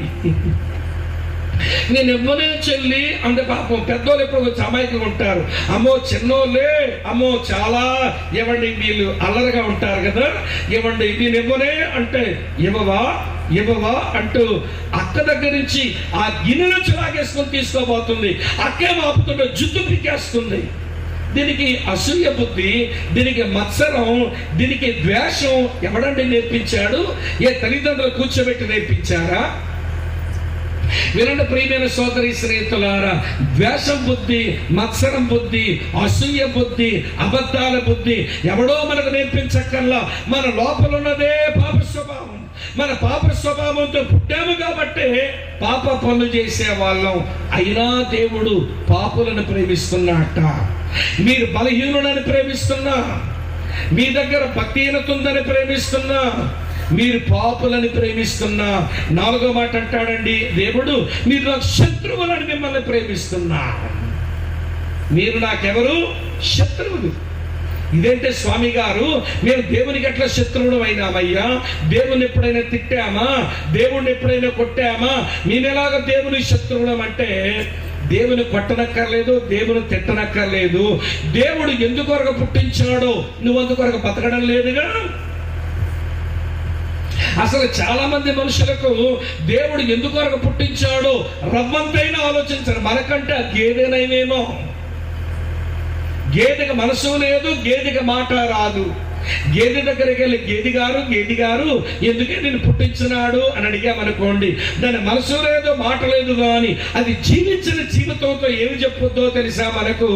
నన్ను దేవుడు ఎందుకు పుట్టించాడంటే పచ్చని గడ్డి తిని తెల్లని పాలిచ్చి నల్లని పేడేసి ఈ మనుషులకు మీరు సేవ చేయాలి. ఏం తినమ్మా? కొంచెం మాట్లాడండి, పర్వాలేదు, వింటున్నారు లేదు, నాకు అర్థం అవుతుంది. ఏమి తిని? ఏం గడ్డి? పచ్చని గడ్డి తిని. ఏమిచ్చి? తెల్లని పాలిచ్చి. ఏమేసి? నల్లని పేడ వేసి ఈ మనుషులకి సేవ చేయడానికి మనం పుట్టించాడండి. మేము అందుకొరగా బతుకుతున్నామంటది గేదె. మనకంటే గేదెన్న నైనేమో. నీ ఇక్కడికి వచ్చిన మనుషులను అడుగుదాం, ఎందుకే దేవుడిని పుట్టించాడనంటే, పుట్టాను కానీ ఎందుకు పుట్టించాడో నాకు తెలియదు. నీకంటే గేదెనయ్యిందా? నాకంటే గేదెనయ్యిందా? వింటున్నారా లేదా? కొంతమంది మనుషులు అనుకుంటారు ఎందుకు దేవుడు పుట్టించాడంటే తినాలని పుట్టించాడని 3 పూటలు మస్తు మెక్కుతాడు. ఏమండి ముద్దల ముఠాకోరులాగా ముద్ద మీద ముద్ద ఇసురుకొని ముద్దల ముఠాకోరులా తినడానికే పుట్టినట్టుగా తింటాడు. తినాలి తప్పగా, కానీ తినడానికే నిన్ను పుట్టించలేదు ఇష్టమా?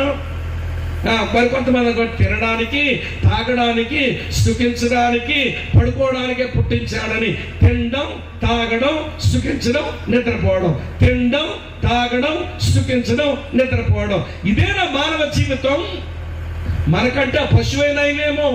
ఎందుకొరకు దేవుడు పుట్టించాడో తెలుసుకొని కనీసం అది అందుకొరకన్నా బతుకుతుంది. దేవుడు అంటాడు, మీరు ఎలాగ నా శత్రువులో తెలుసా? నేను ఎందుకొరకు పుట్టించానో మీరు అందుకొరకు బతకడం లేదు. దేవుడు అంటాడు యెషయా గ్రంథం 43వ అధ్యాయం 8వ వచనంలో, నా మహిమ నిమిత్తం నేను సృజించిన వారిని అన్నాడు. ఏమండి? యెషయా 43:7-8 వచనాలు ఉంటుంది. నా మహిమ నిమిత్తం నేను సృజించాను. ఎందుకే మనుషులను పుట్టించానంటే నా మహిమ కొరకే నేను పుట్టించి, వారు నన్ను మహిమపరచాలి, వారు నన్ను ఘనపరచాలి, తద్వారా వారు ఆశీర్వాదం పొందాలని నేను పుట్టించాను. కానీ అలా వీరు బతకడం లేదు గనక వీరు నాకు శత్రువులయ్యారు. ఇందాక చెప్పానే, ఈ అమ్మాయిని ఎందుకు ప్రేమించాడు? అందంగా ఉందని. అమ్మాయిని ఎందుకు ప్రేమించాడు? దానితో తను సుఖపడవచ్చని. అమ్మాయిని ఎందుకు ప్రేమించాడు? దాని వెనకాల కొంత ఆస్తి వస్తుందని. ఈ పిల్ల వాడిని ఎందుకు ప్రేమించింది? వాడితో సుఖపడతానని. ఈ పిల్ల వాడిని ఎందుకు ప్రేమించింది? కొంత డబ్బు వస్తుందని. తల్లిదండ్రులు ఎందుకు ప్రేమించారు? పిల్లల వృద్ధాప్యంలో చూస్తారని. తల్లిదండ్రులు అమ్మా నాన్న ఎందుకు ప్రేమించారు? అమ్మా నాన్న సంపాదించిన ఇల్లు, వాకిలి, ఆస్తి, పొలము అన్నీ వస్తాయని. మనుషుల ప్రేమలో స్వార్థం ఉంది. మనుషులు కారణాలు చూసి ప్రేమిస్తారు, కానీ దేవుడు కారణాలు చూసి ప్రేమించడు. ఆయన ప్రేమ నిర్హేతుకమైన ప్రేమ. మీకు అర్థమయ్యేలా చెప్తాను, వినండి. విజయనగరం జిల్లా సాదూరులో ఒక కుర్రాడు, మేము అక్కడక్కడ దేవుని యొక్క పనులు చేస్తుంటేను మాతో వచ్చి మా మధ్యలోనే ఉండేది. ఇక్కడ చీరాలకు చెందిన అమ్మాయి, చీరాలకు చెందిన పాప మా ప్రాంతాలకు వచ్చి ఉద్యోగం చేసుకుంటే అమ్మాయిని చూసి అంటాడు, అన్నా ఆ పిల్ల ఎక్కడో అక్కడ చీరాల, ప్రకాశం జిల్లా చీరాల నుంచి వచ్చి ఇక్కడ పనిచేసుకుంటుంది ఒంటరిగా. ఆమెను చూస్తూ ఆమె గురించి ప్రార్థన చేస్తున్నప్పుడు ఆమెను పెళ్లి చేసుకుని ఆమెకు ఒక భర్తగా నేను తోడుగా ఉండాలని నేను ప్రేరేపించబడుతున్నాను. ఆ పిల్లంటే నాకు వల్లమాలినంత ప్రేమ అన్నాడు. నాకు చెప్పాడు, నాతో పాటు మరొక 2 కూడా చెప్పాడు. ఇవన్నీ విన్న తర్వాత మొత్తానికి వాళ్ళిద్దరికి పెద్దలంతా కలిసి పెళ్లి కూడా చేశారు.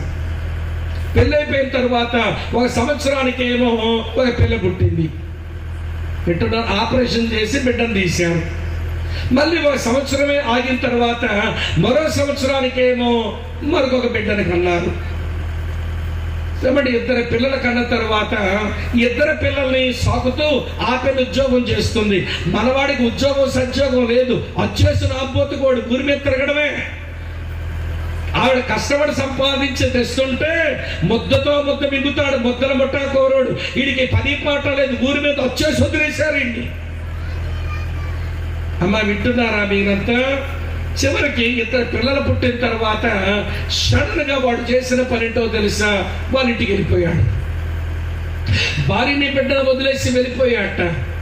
వెళ్ళిపోయిన తర్వాత ఆ పిల్ల మాకు ఫోన్లు, అన్న ఇతగాడు వెళ్ళిపోయాడు అన్న, ఇద్దరు పిల్లల్ని ఎట్లా సాకేది, ఉద్యోగానికి ఎట్లా పోయేది, నాకు చాలా కష్టమవుతుంది, ఎందుకు వెళ్ళిపోయాడో తెలియటం లేదని పాపం ఆ పిల్లేమో గగ్గోలు పెడతా ఉంది. సరే చివరి మేము ఫోన్ చేస్తూ కూడా ఫోన్ కట్ చేసుకున్నాడు. సరే చివరిగా పనిగట్టుకొని ఆ ఊరికి వెళ్ళి వాళ్ళ నాన్నగారు సబరిచిస్తారు, ఏమన్నా మంచి ఉద్యోగం చేశారు వాళ్ళ నాన్నగారు.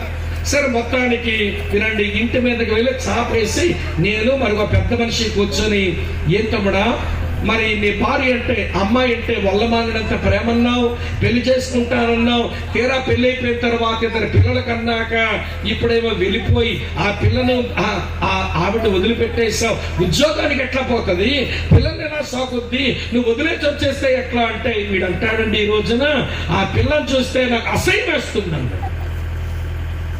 3 సంవత్సరాల కింద ఏమన్నావురా మైదూరుడా,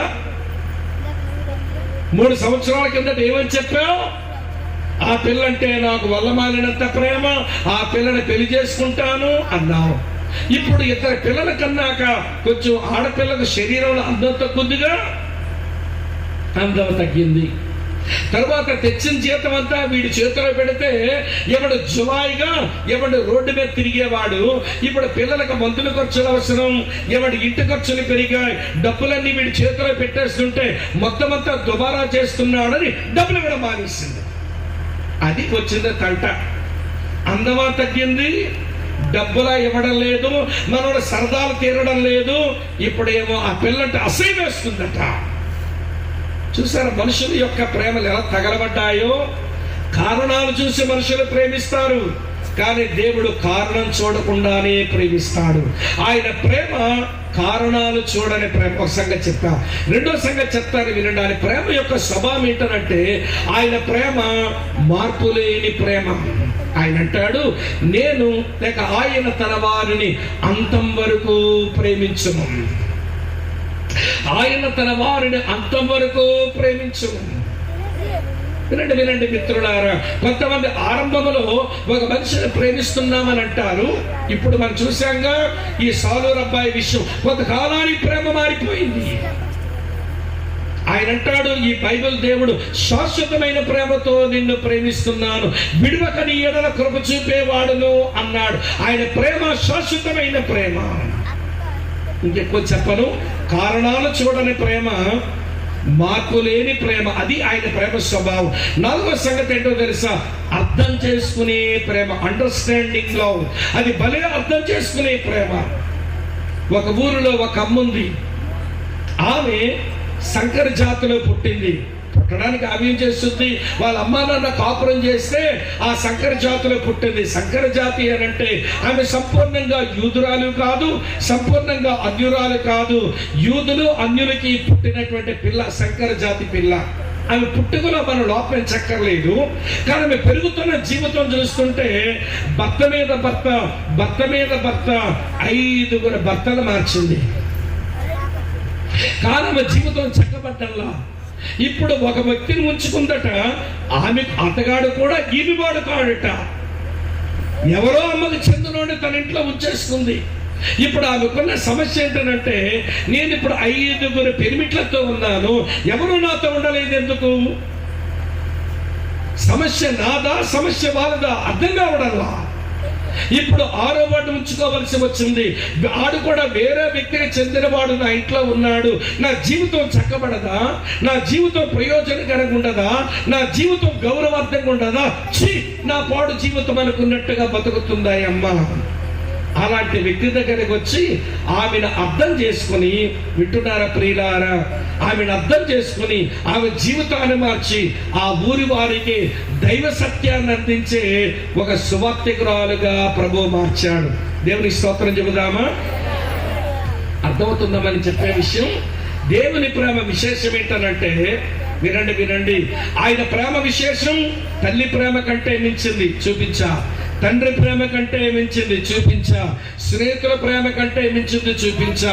ఆయన ప్రేమ యొక్క స్వభావం ఏంటంటే నిర్హేతుకమైన ప్రేమ, మార్పు లేని ప్రేమ, అర్థం చేసుకునే ప్రేమ. ఆ ప్రేమతో నిన్ను ప్రేమిస్తున్నాడు ఆయన. సరే, నిన్ను ప్రేమించిన సంగతి పక్కన పెడదాం. ఈ ప్రేమతోనే దేవుడు ఒక జనాంగాన్ని ప్రేమించాడట. ప్రేమించి ఏం చేశాడో చదువుతాను చూడండి. హోషేయ గ్రంథం చదువుతున్నాను చూడండి ప్రియులా. ఇలా రాసి ఉంది, హోషేయ గ్రంథం 11వ అధ్యాయం 1వ వచనం. ఇశ్రాయేలు బాలుడై ఉండగా, అంటే ఇశ్రాయేల్ అంటే ఒక వ్యక్తి కాదు, ఒక జనాంగం, ఒక దేశం.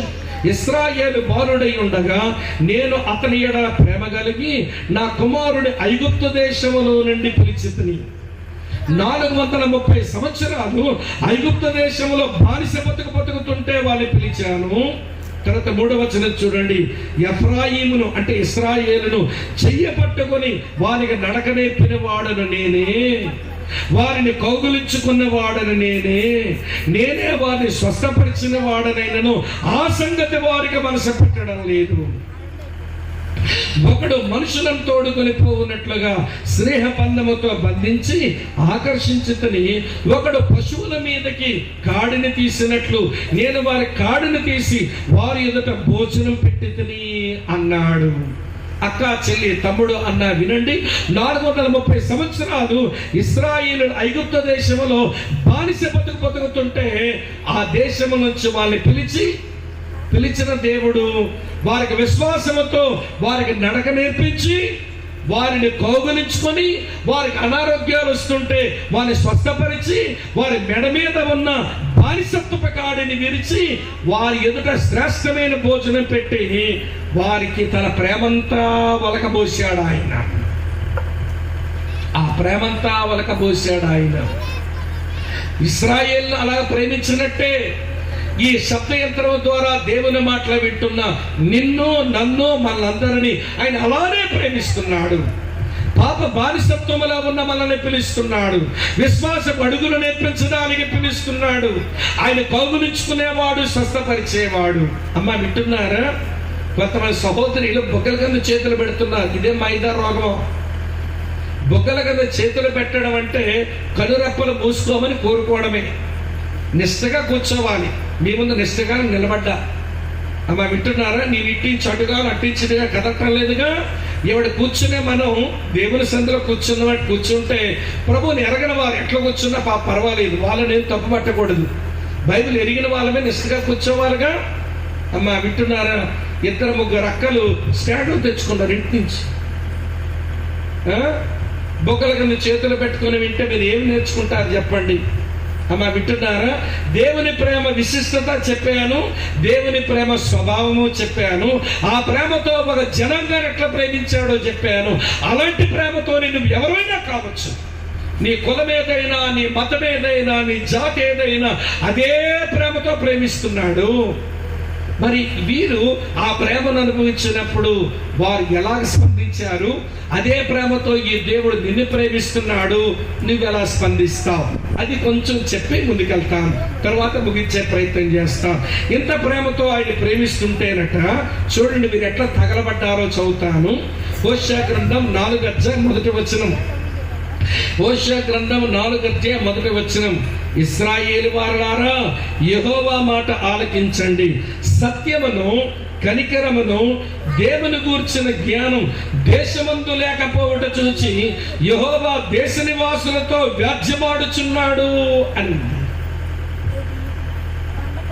430 సంవత్సరాలు బానిసలుగా ఉంటే మిమ్మల్ని పిలిచి మీకు విశ్వాస నడక నేర్పించి మిమ్మల్ని కౌగులించుకొని మిమ్మల్ని స్వస్థపరిచి మీ మెడ మీద ఉన్న బానిసత్వపు కాడి విరిచేసి మీ ఎదుట శ్రేష్టమైన భోజనం పెట్టి ఇంత ప్రేమతో ప్రేమిస్తే ఆ దేవుని విషయం వీళ్ళెట్లన్నారు అంటే ఆ దేవుని గురించిన జ్ఞానమే లేదంట వీళ్ళకు. వారిని అప్పుడే తప్పుపట్టేయకండి. మనమంతే దేవుని గురించిన జ్ఞానం ఉందంటారా చెప్పండి? ఒకసారి దేవుడు ఇలాగ అన్నాడు. ఏమన్నాడో తెలుసా? ఆకాశము ఆలకించు, భూమి చెవియొగ్గు అన్నాడు. అది నేను చదివినప్పుడు ఇదేమి దేవుడా, ఆకాశంతో మాట్లాడుకుంటున్నావేంటి, భూమితో మాట్లాడుకుంటున్నావేంటి అని అంటే, నా మాట వినే మనుషులుంటే కదా మాట్లాడుకోవడానికి. నా మాట వినే మనుషులుంటే కదా వీళ్ళతో మాట్లాడుకోవడానికి. ఈ మనుషులు వాళ్ళ ప్రతి కుమ్మింది, వాళ్ళు నా మాట వినరు.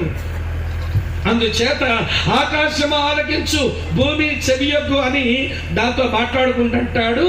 ఇవ్వండి, వినండి వినండి. ఆకాశం ఆలకించు, భూమి చెవియొగ్గు. నేను పిల్లలు పెంచి గొప్పవారిగా చేశాను, కానీ వారు నా మీద తిరగబడి ఉన్నారు.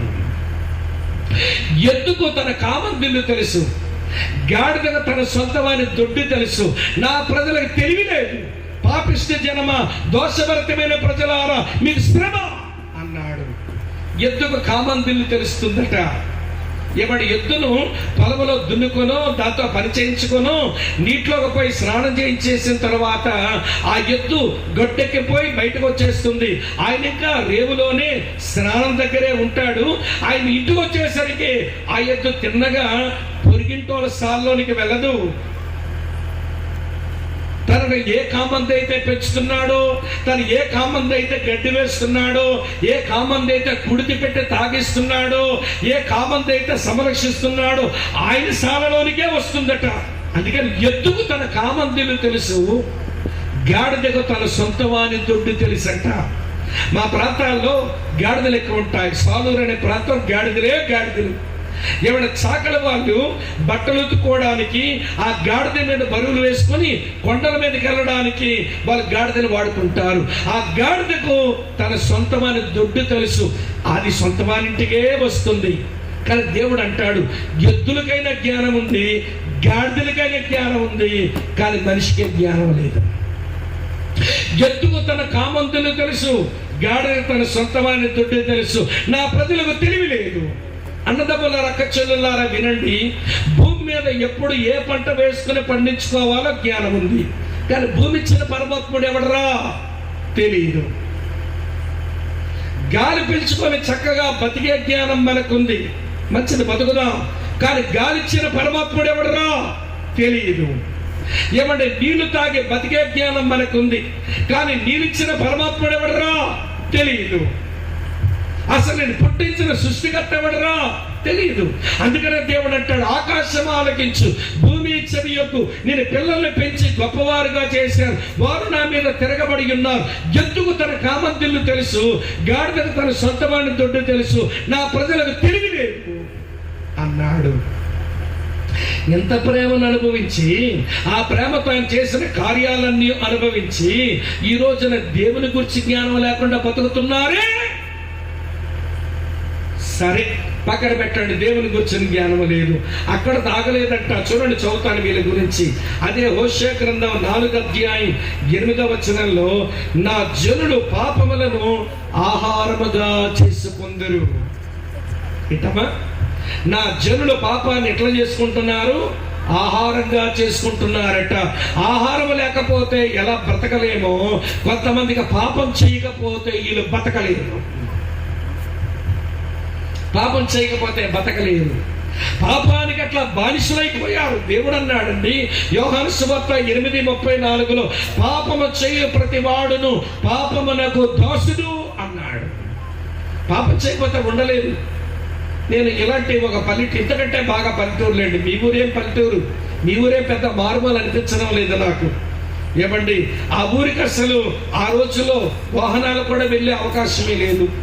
అలాంటి ఊర్లో ఏదో పని మీదకి వచ్చాను. నేను వస్తేను ఆ చౌకధరల డిపో ఉంటుందిగా, రేషన్ ఇచ్చే దుకాణం, అక్కడి నుంచి ఒక ఆయన పరుగు నా దగ్గరికి వచ్చి, బాబు మీరు ఏసై మాటలు చెప్తారంటగా, ఏసైగా ప్రార్థన చేస్తారంటగా, మా ఇంటికి ఏమైనా రాగలుగుతారా, ప్రార్థన చేయగలుగుతారంటే, అదేం మాట్లాడి వస్తాను పదండి అన్నాను.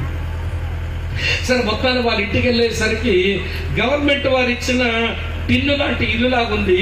ఆయన తలుపు తీసి లోపలికి వెళ్ళి రండి బాబు అన్నాడు. నేను లోపలికి అడుగు పెట్టేసరికి మంచం మీద పడుకున్న తన భార్య నమస్కారం అయ్యా అంది. ఆమె నోట్లోంచి వచ్చిన ఆ మాటల్లోంచి వచ్చిన గాలికి ఆమె ఆ గది నిండా దుర్వాసన కొడుతుంటే కడుపులు తిప్పేస్తుంది. నాకు కడుపులు తిప్పేస్తుంది, వాంతి వచ్చేలాగుంది.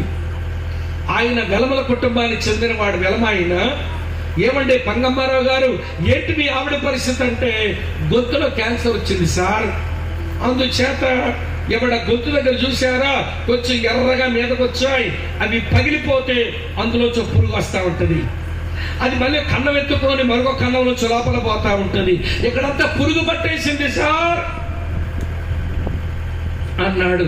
ఇక ఆవిడేం మాట్లాడదు, దుర్వాసన కొడుతుంది కదా అని ఆమెతేనే మాట్లాడించకుండా కొన్ని మంచం పక్కన నిలబడి కొంచెం దేవుని మాటలు చెప్పి ప్రార్థన చేశాడు. దేవుని నమ్ముకుంది. ఆ పరిస్థితుల్లో పాప క్షమాపణ పొందింది, రక్షణ పొందింది ఆ మహాతల్లి. సరేనండి, సరే ఆ కొన్ని మాటలు చెప్పి ప్రార్థన చేసి నేను బయటకు వచ్చేసరికి నాకు చిక్కొచ్చింది. చిక్కేంటో తెలుసా? ఆ తలుపు దగ్గర మొత్తం అంతా అమ్మలక్కలంతా చేరారు. మీలంటే అమ్మలక్కలు కాదులేండి, మా వైపు ఉన్న అమ్మలక్కలు వాళ్ళు జడ వేసుకోరు, మెట్ట పెట్టుకుంటారు, మెట్ట ముసలమ్మలు అన్నమాట.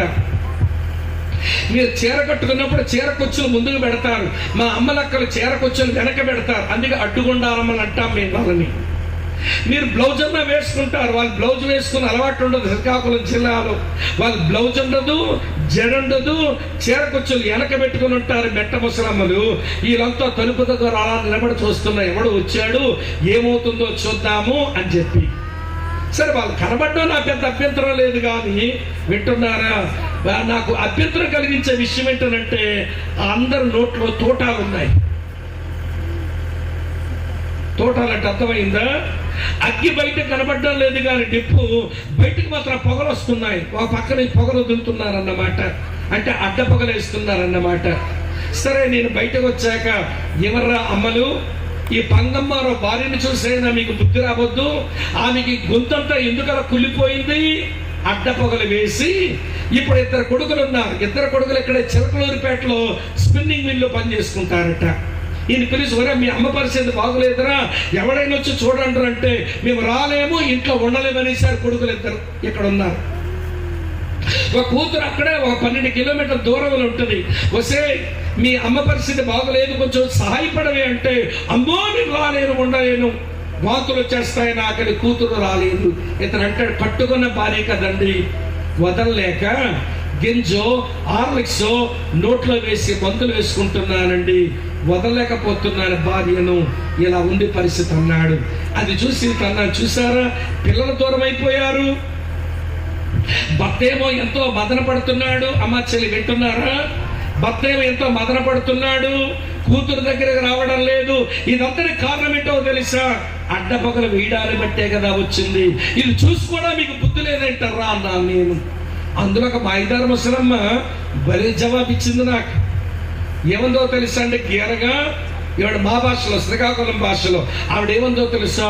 బావో చల్లందైనా మా నెత్తను షట్టు మానలేదు బాబా, చల్లందైనా మానేస్తుందట. అంటే ఉదయం చల్లదనం తినమైనా మానేస్తుందట, చుట్ట మానలేదట. గొంతు కుళ్ళిపోతుంది, లోపల పెట్టిన అగ్గి వలన నీ గొంతంతా కాలిపోతుంది, క్యాన్సర్ రోగం వస్తుంది, కానీ మానలేదట. పాపాన్ని ఆహారంగా చేసుకునేవారు పాపం లేకపోతే బతకలేరు. ఆవిడదేమో అడ్డపగా, నీదేమో చెట్ల పేకాటేమో, నీదేమో తాగుడేమో, నీదేమో సినిమా ఏమో, నీది మరొకటేమో. నా జనుల పాపమును ఆహారంగా చేసుకుంటున్నారు. 430 సంవత్సరాలు బానిసలుగా ఉంటే పిలిచాను, నడక నేర్పించాను, కౌగిలించుకున్నాను, స్వస్థపరిచాను, మెడ మీద కాడి విరిచేశాను, వారి ముందు శ్రేష్టమైన భోజనమే పెట్టాను. ఇంత నా ప్రేమతో చేస్తే ప్రేమించే నన్ను కూర్చొని జ్ఞానమే లేదా ఈ మనుషులకు? జ్ఞానం లేకపోయింది. వాళ్ళు పాపాన్ని ఆహారంలా చేసుకున్నారేంటి? అమ్మ వింటున్నారా మీరంతా? 3వ చెప్తాను చూడండి, ఇది ఎట్లున్నారు చదువుతున్నాను. యెషయా గ్రంథం 4:16లో, పెయ్యి మొండితనము చూపినట్టు ఈ ప్రజలు మొండితనము చూపి ఉన్నారు. వ్యవసాయం చేసుకునే వాళ్ళకి తెలుస్తుంది. పెయ్యికేమో తాడు కట్టి మెడలో దాన్ని ఇటు లాగుతుంటే అది అటువైపు లాగుతూ ఉంటుంది, మొండిది. నా ప్రజలు కూడా అంతే. వీళ్ళు మంచి మార్గంలో పెడదామని నేను ఒకవైపు లాగుతుంటే వీళ్ళు మరోవైపు పోతున్నారు. పెయ్యి మొండితనము చూపినట్లుగా వీళ్ళకి మొండితనం వచ్చినప్పుడు అలవాటైపోయింది. మంచి మార్గాల్లోకి రారు, మేలు కలిగించే మార్గానికి రారు, నెమ్మది కలిగించే దిశకు వీళ్ళు అడుగులేయరు. మొండితనం అలవాటు అయిపోయింది వీళ్ళకు. అన్నదమ్ముల రక్క చెల్లులారా, వినండి ఈ మాటలు. నన్ను కూర్చొని జ్ఞానము లోపించింది, పాపాన్ని ఆహారంగా చేసేసుకున్నారు, పెయ్యి మొండితనం చూపినట్టుగా మొండితనం చూపిస్తున్నారు. మరి తెగ భక్తి చూపిస్తున్నారు. రండి, వీళ్ళ భక్తి గురించి దేవుడు ఏమన్నాడు చూడండి, చదువుతాను. అదే హోషేయ గ్రంథం 6వ అధ్యాయం 4వ వచనంలో అంటాడు. హోషేయ గ్రంథం 6:4 చూడండి. ఎఫ్రాయిము, నిన్ను నేనేమి చేతును, యోధా నిన్ను నేనేమి చేతును, తెల్లవారుగానే కనబడే మేఘం ఎగిరిపోవునట్లును, ప్రాతకాలమునప్పుడు మంచు ఆరిపోవునట్లును మీ భక్తి నిలవకపోవును. ఈ దేవుడి మాటలు అన్నప్పుడు ఫీలింగ్ ఎలా ఉంటుందో చెప్పమంటారా? నేనేం చేయాలరా అన్నప్పుడు ఎట్లుంటుందండి మన హావభావాలు? చెప్తాను, దేవుడు ఎలా అంటున్నాడు చెప్తాను. ఎఫ్రాయిము, నిన్నేమి చేతును, యోధావారులారా మేము ఏమి చేతును, తెల్లవారుగానే కనబడేటువంటి మేఘం ఎగిరిపోయినట్లు ప్రాతకాలమున పడే మంచు ఆవిరైపోయి మీ భక్తి ఆవిరైపోతుంది. నిలకడలేని భక్తులు చేస్తారు భక్తి. అమ్మా వింటున్నారా? భక్తిలో నిలకడ ఉంటే బ్రతుకులో నిలకడ వస్తుంది. భక్తిలో నిలకడ లేదు కనుకనే బతుకులో నిలకడ లేదండి. ఏది చెడు అది తెలుసు, చేయకూడదు అనుకుంటారు. భక్తి చేసినప్పుడు భక్తి మొదలగానే అదే పాడు పనులు చేస్తుంటారు. అక్క చెల్లుల రంధములారా వినండి, ప్రేమించే దేవుని విషయమై వాళ్ళ వైఖరి ఎలా ఉందట. దేవుని గురించిన జ్ఞానము లేదు, పాపాన్ని ఆహారంగా చేసేసుకున్నారు, ప్రియ మొండితనం చూపినట్టుగా మొండివారైపోయారు, నిలకడలేని భక్తి చేస్తున్నారు. ఇలాంటి మనుషుల్ని దేవుడు ఏం చెయ్యాలో చెప్పండి. తల్లి కంటే మించిన ప్రేమతో ప్రేమించి, తండ్రి కంటే మించిన ప్రేమతో ప్రేమించి, స్నేహితుల కంటే మించిన ప్రేమతో ప్రేమించి, కారణాలు చూడకుండా షరతులు లేని ప్రేమతో ప్రేమించి, మార్పు లేని ప్రేమతో ప్రేమించి, చివరికి నేను అర్థం చేసుకునే ప్రేమతో ప్రేమించి, నీకు చేయాల్సినవన్నీ చేసిన తర్వాత ఇప్పుడు ఇలాంటి మనుషులంట ఆయన గురించిన జ్ఞానం లేకుండా పాపాన్ని ఆహారంగా చేసేసుకుని మొండితనం అలవాటు చేసుకుని చివరికి నిలకడలేని భక్తి చేస్తుంటే ఇలాంటి మనుషులను ఏమి చెయ్యాలి? చెప్పిన మాట వినని కొడుకు, ఏమండి 1కి 3 సార్లు చెప్పా వినగలదా? పోరా, నువ్వు నాకు సత్యమనుకుంటున్నా, నువ్వు నా కొడుకువే కాదు. చెప్పిన మాట వినకపోతే 1కి 3 సార్లు చెప్పి బాపు వినకపోతే పోవే, నువ్వు చచ్చేవనుకుంటున్నా, నువ్వు నా కూతురువే కావు. ఇదే కదా మన వైఖరి. ఎంతగానో సహిస్తాము నా నిన్ను, ఎంతకాలం భరిస్తామే నిన్ను. చెప్పిన మాట వినకుండా పాడైపోతున్నావు, కుటుంబానికి చెడ్డ పేరు తెస్తున్నావు, మా గుండెకి బాధ తెస్తున్నావు. నీలాంటిది బతుకుందనుకోవడం కంటే చచ్చిందనుకోవడమే మాకు మేలని తల్లిదండ్రులుగా మనం అంటామే. మరి దేవుడు కూడా అట్లనే అనొచ్చు మరి వీళ్లకు. కానీ అలా అనలేకపోతున్నాడు ఆయన. ఆయన స్వభావమే ప్రేమ గనుక అనలేక ఆయన ఏమంటున్నాడు తెలుసా? అదే మాట ఈ రాత్రి నీతో కూడా అంటున్నాడు. నేను ప్రేమించి ఎప్పటి వరకు నీ కొరకు ఏమి చెయ్యాలో అన్నీ చేశా, నీ పాప శాపాల కొరకు ఏం చెయ్యాలో చేశా, సిలువ వరకు వచ్చి మీ పాప శిక్షను సిలువలో భరించి ప్రాణం పెట్టాను. విశ్వాసంతో నాలో నడవడం ఎట్లో నేర్పించాలని నాకుంది, నేర్పిస్తాను. నేను తల్లి బిడ్డను కౌగిలించుకున్నట్టుగా, ఒక తండ్రి తన కొడుకును కౌగిలించుకున్నట్టుగా నేను నిన్ను కౌగిలించుకుంటాను. నీ అనారోగ్యంలో నేను స్వస్థపరుస్తాను. చివరికేమో వినండి, నీ మెడ మీద ఉన్న పాప బానిసతో కాడి విలుస్తాను. చివరిగా నీ ముందు శ్రేష్టమైన భోజనమే పెడతాను అన్న ఆయన కూర్చున్న జ్ఞానము లేక పాపాన్ని ఆహారంగా చేసుకుని పెయ్యి మొండితనము చూపినట్టుగా మొండితనము చూపిస్తా చివరకు మిత్రుల నిలకడలేని భక్తి చేస్తున్న ఈ మనుషులతో దేవుడు అంటున్న మాట ఇలా ఉంది. మళ్ళీ ప్రేమ మాటే చూడండి, ఏమన్నాడు చదువుతాను, ముగింపు వస్తున్నాను. హోషేయ గ్రంథం 14:1 ఇశ్రాయేలు, నీ పాపము చేత నీవు కూలితివి గనుక నీ దేవుడైన యెహోవా తట్టుకు తిరుగుము. ఇశ్రాయేలు అన్న పేరు దగ్గర నీ పేరు పెట్టుకొని చదువుకో, సూట్ అవుతుంది. స్వామి, పాపము చేత నీవు కూలితివి గనుక నీ దేవుడైన యెహోవా తట్టుకు తిరుగుము. ఎలా తిరగాలట? మాటలు సిద్ధపరుచుకుని దేవుని యొద్దకు తిరగండి. ఏ మాటలంట? మా పాపములన్నిటినీ పరిహరించుము, ఎట్లకు బదులుగా మా పెదవులు నీకు అర్పిస్తున్నామని చెప్పి పాపాలు ఒప్పుకుంటూ నా వైపు తిరగండి. మీ పాపాలు ఒప్పుకుంటూ నా వైపు తిరగండి. అలా మీరు తిరిగారు అనుకోండి, నేనేం చేస్తానో తెలుసా? ఆయన భలే చక్కని వాగ్దానాలు ఇస్తున్నాడు. ఈ రాత్రి మాచయ్యపాలెంలో ఉన్న నీకు ఆ వాగ్దానాలు తప్పక వర్తిస్తాయి, నాకు వాగ్దానాలు వర్తిస్తాయి. చదువుతున్నాను చూడండి, 5వ వచనంలో ఏమన్నాడు? నువ్వు అలా తిరిగావనుకో, నేను పాపం చేశాను, నా పాపమును పరిహరించు, నా పాపమును పరిహరించడం కొరకే సృష్టికర్తమైన నీవు శరీరముతో యేసుక్రీస్తుగా వచ్చి శిలువ మీద ప్రాణం పెట్టి మృత్యుంచడమే తిరిగి లేచావు, నా పాపాలు పరిహరించు అనుకుని వస్తేనట. చూడండి 14:5 ఏం రాస్తుందో, చెట్టునకు మంచు ఉన్నట్లు నేను అతనికి ఉందును. అమ్మా ఏంటమ్మా? చెట్టుకు మంచు ఉన్నట్లు నేను అతనికి ఉంటాను, తామర పుష్పం పెరుగున్నట్లు అతడు అభివృద్ధి నొందును, లెబానోను పర్వతం దాని వేళ్ళు తన్నున్నట్లు వారు తమ వేళ్ళు తన్నుదురు, అతని కొమ్మలు విశాలముగా పెరుగును, ఒలివ చెట్టులకు కలిగినంత సౌందర్యం అతనికి కలుగును, లెబానోనుకున్నంత సువాసనకు అతనికి ఉండును. ఏమిటి ఈ మాటల తాత్పర్యం? మొదటి మాట, చెట్టుకు మంచు ఉన్నట్లు నేను అతనికి ఉందును అంటే నేను అతనికి తోడై ఉంటాను అంటున్నాడు. తిరగడమే బాకీ, నా పాపమును పరిహరించు అని నువ్వు దేవుని తట్టు తిరగడమే ఆలస్యమే కానీ ఈ దేవుడు నీకు తోడుగా ఉండడానికి ఇష్టపడేవాడు, తోడవుతానన్నాడు. తర్వాత అంటాడు, తామర పుష్పం పెరుగునట్లు అతడు అభివృద్ధి నందునన్నాడు, అభివృద్ధి చేస్తానంటున్నాడు. మనుషులమైన మనందరికీ మన పరిపాట్లలోనూ, మన కుటుంబ జీవితంలోనూ, మన పాడి పంటల్లోనూ, మన చదువుల్లోనూ, మన ఉద్యోగాల్లోనూ అభివృద్ధే కోరుకుంటాం. అవును, ఈ దేవుడు అభివృద్ధి చేసేవాడట, తోడవుతానంటున్నాడు. చెప్పండి, అభివృద్ధి కలిగిస్తానంటున్నాడు. 3వ మాట ఏమన్నాడో తెలుసా? చదువుతాను.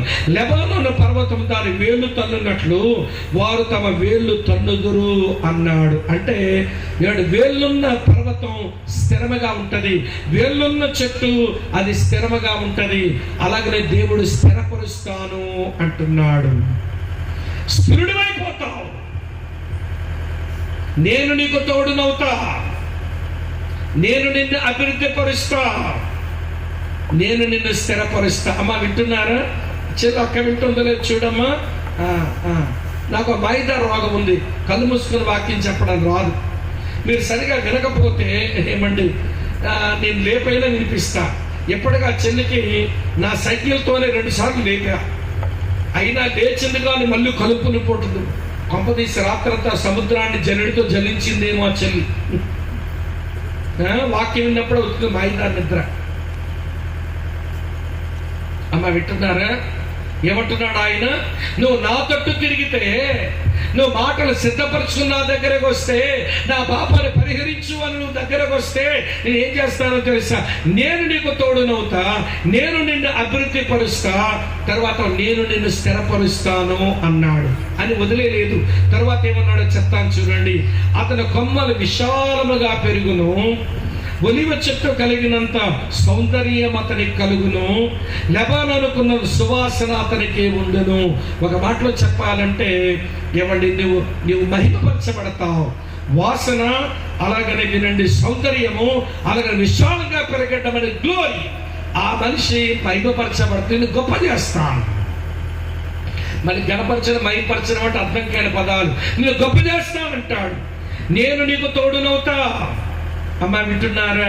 నేను నిన్ను అభివృద్ధి పరుస్తా, తరువాత నేను నిన్ను స్థిరపరుస్తా, తరువాత నేను నిన్ను గొప్పపరుస్తా. కాకపోతే ప్రేమతో నీ వెనకాల పడుతున్నానని, నా ప్రేమను నువ్వు చులకనగా చేసి నువ్వు నా వైపు తిరగకపోయినా, పాపమును పరిహరించు అని చెప్పి మాటలు సిద్ధపరచుకుని నా దగ్గర రాకపోయినా ఈ భాగ్యాలు నీకు దొరకవు. ఈ రాత్రి వేళ మీరు ఎవరైనా కావచ్చు, ఎవరి నీ కులం ఏదైనా, జాతి ఏదైనా, మతం ఏదైనా, నిన్ను పుట్టించిన వాడు, మమ్మల్ని పుట్టించిన వాడు పరమాత్ముడు ఒక్కడే, సృష్టికర్త ఒక్కడే. ఆయనే ప్రేమ గలవాడు. నీ తల్లి కంటే మించిన ప్రేమతో, నీ తండ్రి కంటే మించిన ప్రేమతో, నీ స్నేహితుల కంటే మించిన ప్రేమతో, కారణాలు చూడకుండా, మార్పు లేకుండా అర్థం చేసుకుంటూ నేను ప్రేమిస్తున్నాడు. ఆ ప్రేమతో ఈ జనాంగానికి ఎన్ని మేలులు చెయ్యాలన్నీ చేశాడు. ఇన్ని మేలును పొందిన తర్వాత వీళ్ళు ఎట్లున్నారు అంటే, ఆయన గురించిన జ్ఞానము లేకపోయే, పాపాన్ని ఆహారంగా చేసుకుని చివరికి బియ్యం మొండితనం చూపినట్టుగా మొండివారై చివరకు నిలకడలేని భక్తి చేస్తుంటే అయినా వాళ్ళు వెనకాల పడంటున్నాడు. నీ పాపం చేత కూలితివే గనక నువ్వు నా తట్టు తిరుగు అంటున్నాడు. దేవుని తట్టు తిరగడం అంటే మతం పుచ్చుకోవడం కాదు. అదెవడ బుద్ధి లేనోడు పలికే మాట. యేసయ్యను నమ్ముకోవడం అంటే మతం పుచ్చుకోవడం కాదు. నీ కన్న తండ్రి దగ్గరకు మళ్ళీ తిరిగి రావటం, నీ సృష్టికర్త దగ్గర నువ్వు తిరిగి రావడం, ఆయన వలన నీకు సంక్రమించి అన్నాశీర్వాదాలు సంపాదించుకోవడమే యేసు ప్రభువుని నమ్ముకోవటం. కనుక ఈ రాత్రి వేళ ప్రియులారా, సుమారు ఒక 29-30 సంవత్సరాల కిందట నేను ఒక పాట విన్నాను. అప్పటికి నేను ఎవరును అంటే వినడం, నా మత విశ్వాసము నాకు ఉంటుంది, కానీ నాకు ఒక ప్రశ్న ఉంది. నా ప్రశ్న ఏంటో తెలుసా? మంచిగా బతకాలనుంది, బతకడానికి శక్తి లేదు. చెడు చేయకుండా ఉండాలని ఉంది, ఉండడం కూడా నాకు చేత కావడం లేదు. నాకు మంచి చేయడానికి శక్తినిచ్చే పరమాత్ముడు ఎవడు? ఏ మతము చేరిపోమని చెప్పను. క్రైస్తవమే కాదు, హిందుత్వమే కాదు, ఇస్లామే కాదు, బౌద్ధ మతమే కాదు, షింటోయిజమే కాదు, ఏ మతము చెడిపోమని చెప్పదు. మంచి చెప్పొద్ది. కానీ మంచి చెప్పే మతం మంచి చేయడానికి నాకు శక్తినివ్వాలి కదా. నీతిగా బతకమంటున్న దేవుడు నీతిగా బతకడానికి శక్తి ఇచ్చేవాడెవడు? మంచిగా బతకమని చెప్తున్న దేవుడు మంచిగా బతకడానికి శక్తి ఇచ్చే దేవుడు ఎవరన్నా అన్వేషణతో బ్రతుకుతున్న రోజుల్లో మీరు వచ్చి కూర్చున్నట్లుగా నేను ఇలాగ మీటింగ్లో కూర్చున్నా. నిష్ట కలిగిన ఎవడి విశ్వాసములో బ్రతికినటువంటి వాడిని మీలాగే కూర్చుని చాలా మంచోళ్ళు శ్రద్ధగా వినడానికి వచ్చారు. నేనైతే వినడానికి వెళ్ళలా, ఆ మీటింగ్ని ఇబ్బంది పెడదామని పోయాను. ఆ రోజున వెళ్తే అక్కడ నిలబడి పాట పాడుతున్నారండి. ఆశ్చర్యమైన ప్రేమ, కల్వరిలోని ప్రేమ, మరణము కంటే బలమైన ప్రేమది, నన్ను జయించే ప్రేమని ఆ పాటలోని పల్లవి చరణాలు పాడే ముందు వారు దాని వివరాలు చెప్పి పాడుతుంటే ఆ పాట యొక్క రాగం, ఆ పాటలోని యొక్క పదాలు నన్ను ఆకర్షించాయి. అసలు దేవుడు అనేవాడు ఇంతగా ప్రేమిస్తాడా? దేవుడు ఇంత ప్రేమ చూపించే ప్రేమ స్వరూపుడా? అయితే ఆయన గురించి ఎరగాలి అని అన్వేషణలో పడ్డాను, నేను ఆలోచనలో పడ్డాను. ఇవ్వండి, నా చేతిలో ఉన్న ఇలాంటి ఒక బైబిల్ గ్రంథం అడిగి పూర్తి ఇందులో సగమే అడిగి తీసుకెళ్ళి చదువుతా ఉంటే దేవుడు అని అనడానికి ఒక వ్యక్తిలో ఏమైతే ఉండాలని నేను అనుకుంటున్నాను. అప్పటి వరకు దేవుడు అనేవాడు నాకంటేనే కొంచెం బాగుండాలిగా. నేను ఒక వ్యక్తిని దేవుడు అనుకున్నప్పుడు కనీసం నాకంటేనే మంచిగా ఉండాలిగా. మరి నాలాగే కామానికి, నాలాగే క్రోధానికి, నాలాగే లోభానికి, నాలాగే మోహానికి, నాలాగే మతానికి, నాలాగే మత్సరానికి, అర్షద్వర్గాలకు లోనైపోయిన దేవుడు ఎట్లా అవుతాడా అన్న ప్రశ్న వచ్చింది నా మనసులో. అప్పటి వరకు నేను దేవుని గురించి ఆలోచించిన ఆలోచనలో అర్షద్వర్గాలకు అతీతుడెవడు అన్న ప్రశ్నతో మిగిలిపోయాను. ఈ ప్రేమగల దేవుని గురించిన మాటలు వినగానే నా మనసులో ఒక స్టాండర్డ్ వచ్చింది. స్టాండర్డ్ ఏంటంటే దేవుడు అనేవాడు సర్వశక్తిమంతుడై ఉండాలి, దేవుడు అనబడిన వాడు సర్వజ్ఞానై ఉండాలి, దేవుడు అనబడినటువంటి వాడు సర్వవ్యాపకుడై ఉండాలి, దేవుడు అనబడినటువంటి వాడు ప్రేమస్వరూపుడై ఉండాలి, దేవుడు అనబడినటువంటి వాడు తాను పరిశుద్ధుడై ఉండాలి, దేవుడు అనబడినటువంటి వాడు న్యాయవంతుడై ఉండాలి, దేవుడు అనబడినటువంటి వాడు మార్పు లేని వాడై ఉండాలి, దేవుడు అని అనబడినటువంటి వాడు వినండి ప్రియమైన సార్వభౌముడై ఉండాలి, దేవుడు అనబడినటువంటి వాడు సత్య సంతత్వము కలిగిన వాడై ఉండాలి, దేవుడు అనబడినటువంటి వాడు నిత్యుడై ఉండాలి, స్వయంభవుడై ఉండాలి. ఎవడ వల్ల పుట్టినోడో, ఎవడ వల్ల సృష్టించబడినోడో వాడు కాదు దేవుడు, పుట్టించినోడు దేవుడు అవుతాడు, ఎవడి నిర్మించినోడు దేవుడు అవుతాడు.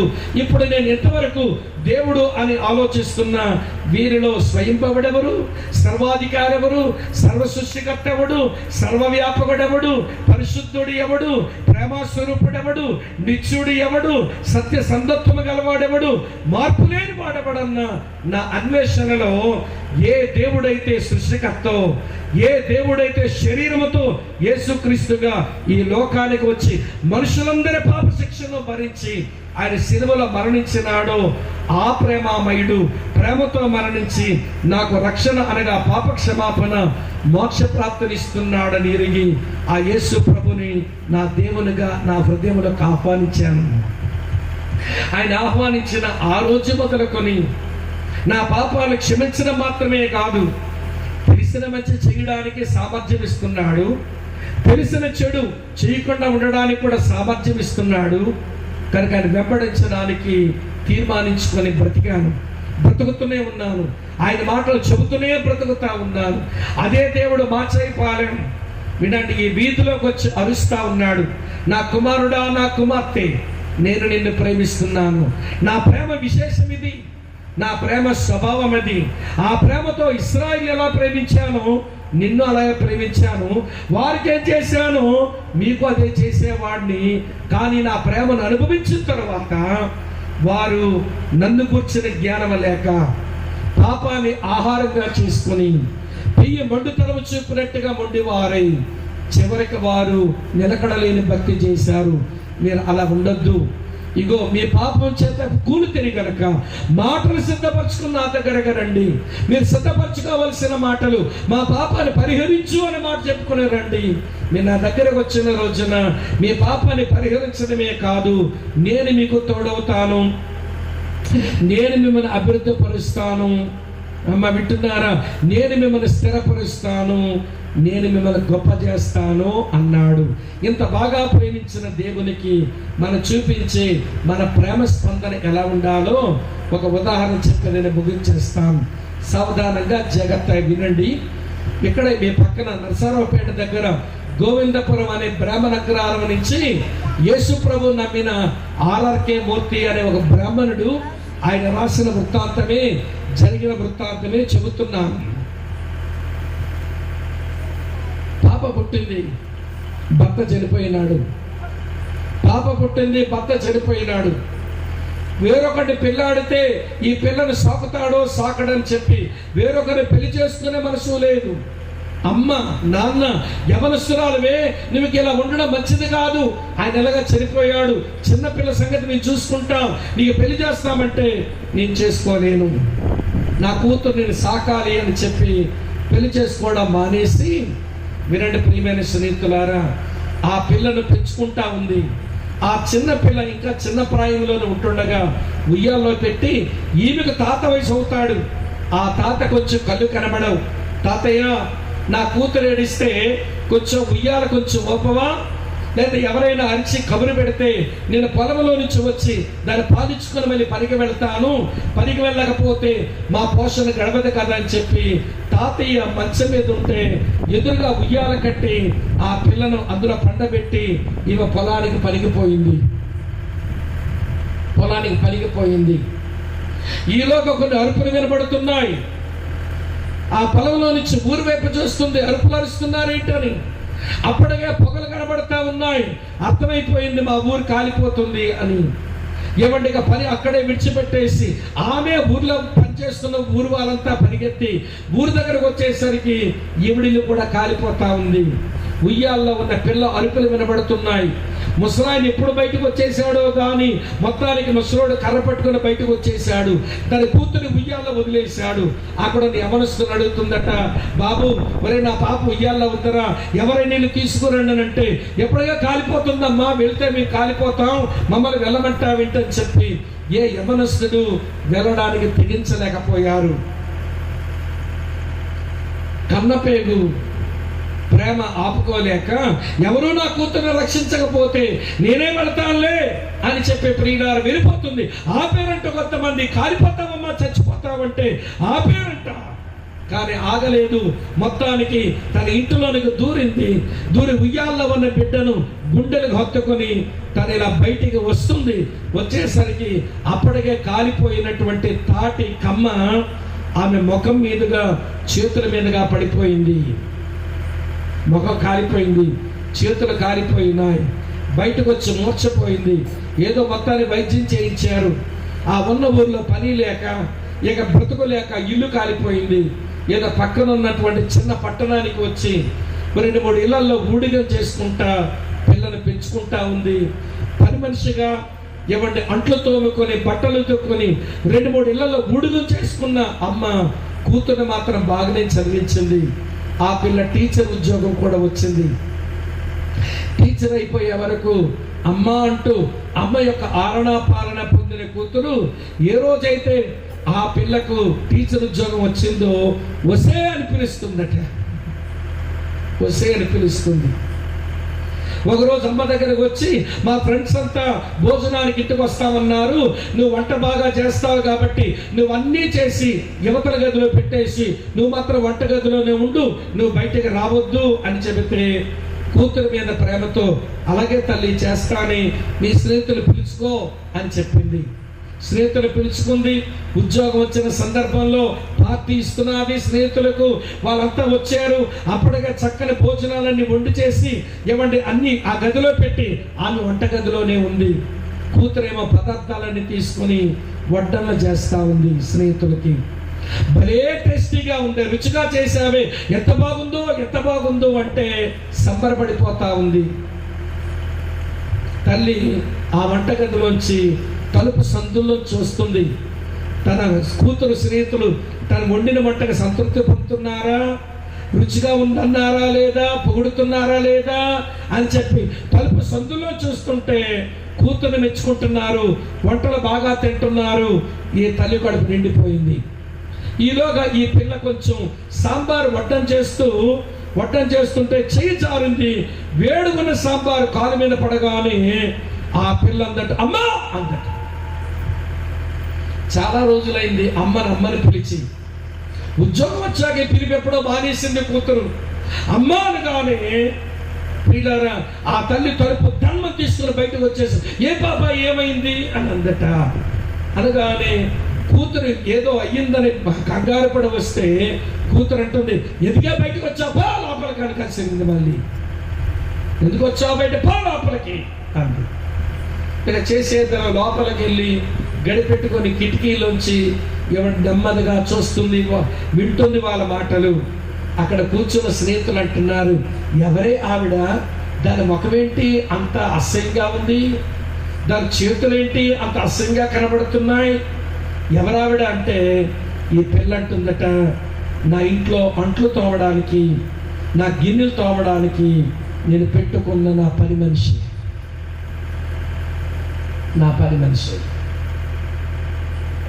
లోపల ఉన్న అమ్మ గుండె పగిలిపోతుంది, ఏడ్చుకుంటా ఉంది. స్నేహితులంతా బాగా తినేసి వాళ్ళు బయటికి వెళ్ళిపోయారంట. వెళ్ళిపోయిన తర్వాత గబగబా వచ్చి తలుపు తీసి, నీకు బయటికి రావద్దన్నానా, నీ అందవికారమైన ముఖం, కాలిపోయిన ముఖం, కాలిపోయిన చేతులు అది చూపించొద్దనే బయటికి రమ్మన్నాను కదా, నువ్వెందుకు బయటకు వచ్చావనంటే తల్లి వెక్కి ఏడుస్తూ అంటుందట, పాప యవ్వనములో ఉన్నప్పుడు నీకంట అందంగా ఉన్నానే, నువ్వు పుట్టాక మీ నాన్న చనిపోయినప్పటికీ నేను అందంగానే ఉన్నాను, ఎవడనైనా నేను పెళ్ళాడొచ్చు, కానీ నీ పాలన ఎవరు చూస్తారు, వచ్చినోడు నేను ప్రేమిస్తాడో ప్రేమించడని నేను పెళ్లి చేసుకోవడం మానేసి నా అందమంతా అడవిలో కాచిన వెన్నెల్లా చేసుకుందామని ఇష్టపడ్డా. చివరికి గ్రామంలో జరిగిన సంఘటన మర్చిపోయావు నువ్వు. ఊరంతా కాలింది, ఉయ్యాల్లో కాలి చచ్చిపోవలసిన దానివి, నువ్వు కాలకూడదని నిన్ను ఎత్తుకుని వచ్చి నేను కాలిపోయాను. ఇప్పుడు నేను అందవికారంగా కనబడినంత మాత్రాన నువ్వు నన్ను నశించుకోవడం నీకు న్యాయమేనా పాప? నీ కొరకిల భార్యనే. గగ్గోలు పెట్టి ఏడుస్తున్న తల్లి ఏడుపు ఆ పిల్ల హృదయాన్ని కరిగించగా ఆ పిల్ల వచ్చి కాలిన అమ్మ చేయి పట్టుకుందట. కాలిన అమ్మ చేయి పట్టుకొని ముద్దులు పెడుతుంది. కాలిన అమ్మ ముఖం పట్టుకొని ముద్దులు పెడతా ఉంది. అమ్మా, నేను చాలా గాయపరిచాను, నా కొరకు నువ్వు ఇలా మారిపోతే నేను ప్రేమించవలసింది పోయి నేను అసహించుకునే దాన్ని అయిపోయాను, మానవత్వం లేని మనిషిని అయిపోయానమ్మా, క్షమించు అని ఏడుస్తుందట. ఈ చివరిలో ఉదాహరణ ఎందుకు చెప్పానో తెలుసా? నేను ప్రేమించిన దేవుడు 10,000లో అతి సుందరుడు, ధవలవర్ణుడు, రత్నవర్ణుడు, మనుషులందరి పాపము తన మీద మోసుకొని ఆ శిలువ మ్రాణి మీద ఒక దిగంబరిగా 3 మేకుల మీద వేలాడి ఒక బలహీనుడుగా చేతగాని వాళ్ళలాగా మరణించడానికి ఆయన శిలువ వరకు వచ్చి మరణించి ఆయన చూడ అసహ్యులుగా మారిపోయాడు. ఈరోజు ఈ రాత్రి నీ దృష్టికి ఎలా కనబడుతున్నాడో నీ కొరకే ఆయన పొందిన మరణం. మా దగ్గరే ఒకసారి ఈ ఉదాహరణ చెప్పి ముగించలేమండి, టైం అయిపోయింది. ఏమన్నా మా దగ్గర ఒక చిన్న గ్రామం కాలిపోతేను మా చర్చి నుంచి వాళ్ళకి ఏదో సహాయం చేద్దామని మేము కొన్ని గిన్నెలు తర్వాత ఏవో పట్టుకొని వెళ్ళాము ఆ గ్రామానికి. ఎంఆర్ఓ గారు ఆర్డీఓ గారు వచ్చి ఎస్టిమేషన్లు వేస్తుంటే నేను కూడా ఎంఆర్ఓ గారితో ఆర్డీఓ గారితో ఉన్నాను. ఎక్కడో చిన్న కోడి పిల్ల అరుస్తున్నట్టుగా వినబడగానే ఏంటి ఎక్కడో కోడి పిల్ల అరుస్తుందని అందరూ చూస్తుంటే ప్రియులారా, ఎక్కడో కోడి పిల్ల అరుపు వినబడే వరకు వచ్చి ఎంఆర్ఓ గారు ఒక చిన్న కాలిన ముద్దలాగా ఉండే దగ్గర కాలుతో ఇట్లా తన్నేసరికి కాలినటువంటి ఆ ముద్ద కింద నుంచి ఆ కోడిపిల్ల బయటకు వచ్చింది. అప్పుడు మాకు అర్థమైన విషయం ఏంటో తెలుసా? ఆ కాలిపోయిన ముద్ద ఏమో కాదు, అది కోడిపెట్ట. కాలిపోతుంటే ఈ చిన్న కోడి పిల్లని తన రెక్కల కిందకు ఆ తల్లి కోడి తీసుకుని అది కాలిపోయింది కానీ పిల్లకి బ్రతుకునిచ్చింది. 2000 సంవత్సరాల కిందట సృష్టికర్త అయిన దేవుడు యేసుక్రీస్తుగా శరీరముతో ఈ లోకానికి వచ్చి మనుషులందరి పాపానికి రావలసిన దేవుని కోపాన్ని ఆయన భరించి మనుషులను బతికించడానికి వచ్చాడు. ఆయన నమ్మినటువంటి వారికి ఆయన తోడవుతాడు. ఆయన నమ్మినటువంటి వారికి ఆయన అభివృద్ధి చేస్తాడు. ఆయన నమ్మినటువంటి వారికి ఆయన స్థిరపరుస్తాడు. ఆయన నమ్మినటువంటి వారిని ఆయన గొప్ప చేస్తాడు. అలా ప్రేమతో ప్రేమించిన దేవుడు మాచయ్యపాలెం వీధి నడిబొడ్డుకు వచ్చి తన ప్రేమను తెలియజేసుకుంటున్నాడు. అంతే, ఇందులో ఏమి బలవంతాలు ఉండవు. నేను ఆలోచించుకున్నా, అన్వేషించా. దేవుడు అనబడేవాడు ఎలా ఉండడం అవసరమో కనీసం ఒక పారామీటర్ లేదా ఒక స్టాండర్డ్ నువ్వన్నా పెట్టుకుని ఆలోచించు. ఎవరు దేవుడు అన్నాని పనికొస్తారో, ఎవరి వల్ల నీకు పాపక్షమాపణ మోక్ష ప్రాప్తి వస్తుందో. మొన్నైనటువంటి మనమంతా ఒకరోజు గతించిపోతాం, మట్టికే పోతాం. కానీ మన లోపల ఉన్న దేవుని ఆత్మ దేవుని రాజ్యంలో ఉండాలనంటే అది పరిశుద్ధ రాజ్యం, పరిశుద్ధ దేవుడు. పాపములో ఉన్న వారిని చేర్చుకోలేడు. అందుకని భూమి మీద ఉన్నప్పుడే పాపాల పరిహరించునాయన అని పాపక్షమాపణ పొందితే చనిపోయినా యుగాలు దేవునితో ఉంటాము, పరలోక రాజ్యాన్ని అనుభవిస్తాము. లేక దేవుడు లేని నరకమే మనం అనుభవించవలసి వస్తుంది. కనుక రాత్రి వేళ చివరిగా చెప్పిన తల్లి ఉదాహరణ, కోడిపెట్ట ఉదాహరణ ఇంతకంటే పలసం చేసి నేను చెప్పలేను. అంతగా డైల్యూట్ చేసే విషయాలు మీతో చెప్పాను. దేవుడు నిన్ను ప్రేమిస్తున్నాడు. మీ నోటితో చెప్పండి, ఎవరి ప్రేమ కంటే గొప్ప ప్రేమ అయింది? మొదటిగా తల్లి ప్రేమ కంటే, రెండోదిగా తండ్రి ప్రేమ కంటే, మూడోదిగా స్త్రీతుల కంటే. ఆయన ప్రేమ స్వభావం ఏంటో నోటితో చెప్పండి. కారణాలు చూడని ప్రేమది, మార్పు లేని ప్రేమది, అర్థం చేసుకునే ప్రేమది. ఆ ప్రేమతోనే ఇస్రాయేలును ప్రేమించాడు. కానీ వారు సరిగా స్పందించలేదు. అదే ప్రేమతో నిన్ను ప్రేమిస్తున్నాడు. ఈ రాత్రి ఎలా స్పందిస్తావు అని నీ వైపు ప్రేమ చూస్తున్నాడు. మాటలు సిద్ధపరచుకొని నా పాపాలు పరిహరించునాయనని ఆయన తట్టు తిరుగుతావా? నీ పాపాన్ని క్షమించి నిన్ను తన కుమారుడిగా, నిన్ను తన కుమార్తెగా చేసుకొని నీ జీవితాన్ని వర్ధిల్ల చేస్తాడు. 10 మందికి ప్రయోజనకరమైన వాడవుతావు. నీ కడుపును పుట్టిన పిల్లలకు మంచి భవిష్యత్తునిచ్చే తల్లిదండ్రులు అవుతారు. పరలోక రాజ్యానికి వారసులు అవుతారు. అట్టి కృప కొరకై వేడుకుందాం. తల వంచండి, కళ్ళు మూసుకోండి, ప్రార్థన చేస్తాం. తల వంచండి, కళ్ళు మూసుకోండి, ప్రార్థన చేస్తాం. ఎవరు కదలొద్దు, కూర్చోండి తమ్ముడు, కూర్చోండి ప్లీజ్, కూర్చోండి, నాకు అర్థమవుతుంది. తల వంచండి, కళ్ళు మూసుకోనండి, ప్రార్థన చేసుకుందాం. ఎవరు కదలాలని నేను చెప్పలేదు, మీరు అలాగే ఉండండి. సుమారు 1:20 నిమిషాల పైగా మీరు దేవుని మాటలు వింటూ వచ్చారు. నేను నిల్చుని మాట్లాడేది మనుషుల మాటలు కాదు, జీవము గల దేవుని మాటలు మీకు వివరించాను. మనుషులందరూ రక్షణ పొంది సత్యమును గూర్చిన అనుభవ జ్ఞానము గలవారు కావాలని దేవుడు ఇచ్చించుచున్నాడు. ఆయన ఇచ్చ, ఆయన కోరిక నీవు సత్యాన్ని తెలుసుకోవాలి. సత్యానికి ఒకవైపు భాగం ఆయన ప్రేమస్వరూపుడు. ఏ రాత్రంతా వివరించినా ఆయన ప్రేమ వివరించడానికి రాత్రి చాలదు. ఆ ప్రేమ పొడవు ఎక్కువ, ఆ ప్రేమ వెడల్పు ఎక్కువ, ఆ ప్రేమ లోతు ఎక్కువ, ఆ ప్రేమ ఎత్తు ఎక్కువ. కానీ అర్థమైనంత మేరకు మీ వరకు తీసుకుని వచ్చాను. అక్క, చెల్లి, తమ్ముడు, అన్న, ప్రభు నిన్ను ప్రేమిస్తా ఉన్నాడు. ఆ ప్రేమతో నీ కొరకు చేయవలసిన కార్యాలన్నీ చేశాడు. ఆయన తట్టు తిరుగుతావా? మాటలు సిద్ధపరచుకునే రా. ఏ మాట అంటే, మా అపరాధములను క్షమించు నాయన. నాకు తెలుసో నాకు తెలియకో నీకు విరోధంగా నేను పాపం చేసిన దానను, నీకు విరోధంగా పాపం చేసిన వాడను. నాలో జన్మ పాపం ఏలుబడి చేస్తుండగా, నాలో నా కర్మ పాపం ఏలుబడి చేస్తుండగా, పాపానికి వచ్చే జీతం అది నరకం కాగా, నన్ను నరకం నుంచి తప్పించడానికి నువ్వు లోకానికి వచ్చావు. నేను నమ్ముతాను, నేను వెంబడిస్తాను. నన్ను నీ బిడ్డగా చేసుకోవా నాయన. నన్ను జ్ఞాపకం చేసుకో తండ్రి. నీవు నాకు తోడు కావాలి. నీవు నన్ను అభివృద్ధి పరచాలి. నీవు నన్ను గొప్ప చేయాలి. నీవు నన్ను స్థిరపరచాలి. నీ వైపు నేను తిరిగి చూస్తున్నాను. ఈ రాత్రి ప్రేమ కలిగిన దేవా, నీ వైపు చూస్తున్నాను. ఇదే ఈ రాత్రి నీ మాట అయితే, తమ్ముడు స్వామి, అన్నయ్య స్వామి, దేవుని మాటలు అర్థమవుతున్నాయి నాకు. నేను దేవుని తట్టు తిరుగుతాను. నా పాపం పరిహరించమని ప్రార్థన చేసుకుంటాను. ఆ దేవునికి నా హృదయంలో చోటిస్తాను. నా జీవితం ఆయనకి సమర్పిస్తాను. ఆయన కొరకు బ్రతుకుతాను. ఈ గ్రామానికి వచ్చి ఈ గ్రామస్తులతో కలిసి జీవించి బ్రతికినటువంటి మైకేల్ గారు, వాళ్ళ కుమారుడైన ఇమేనుయల్ గారు, వారి వల్ల మరికొంతమంది నిన్ను నమ్ముకొని బాగుపడ్డారు. మేము కూడా నిన్ను నమ్ముకొని బాగుపడతాం.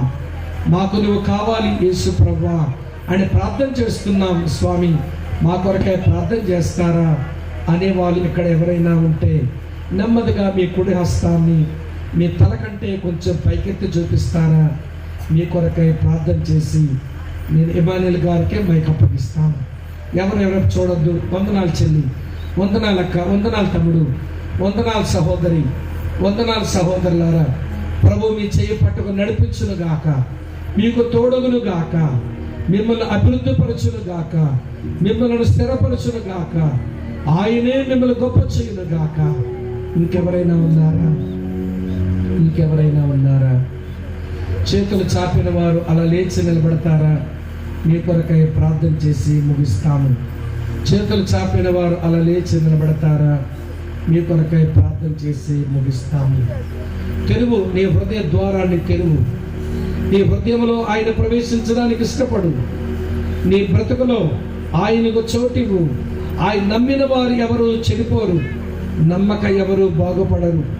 ఈ రాత్రి దేవుడు నీకు అనుగ్రహించిన ఒక గొప్ప సమయం, దేవుడు నీకు అనుగ్రహించిన ఈ గొప్ప సమయం. ఆయన నీ హృదయంలో చోటిస్తావా? ఆయనకి నీ హృదయంలో చోటిస్తావా? ఈ మంచి సమయం ప్రభు నీ వైపు చూస్తూ ఉన్నాడు. కోడి తన పిల్లను కాపాడుకునేందుకు ఏమైపోయిందో చూశావు. ఒక తల్లి తన కూతురిని కాపాడుకునేందుకు ఏమైపోయిందో చూశావు. ఈ రాత్రి వేళ అదే దేవుడు, అదే దేవుడు, అదే దేవుడు ఇగో నీతో కూడా మాట్లాడుతూ ఉండగా నీ హృదయపు తలుపును తెరుస్తావా? నమ్మకంగా ప్రభుని వెంబడిస్తావా? ప్రార్థన చేసుకుందాం.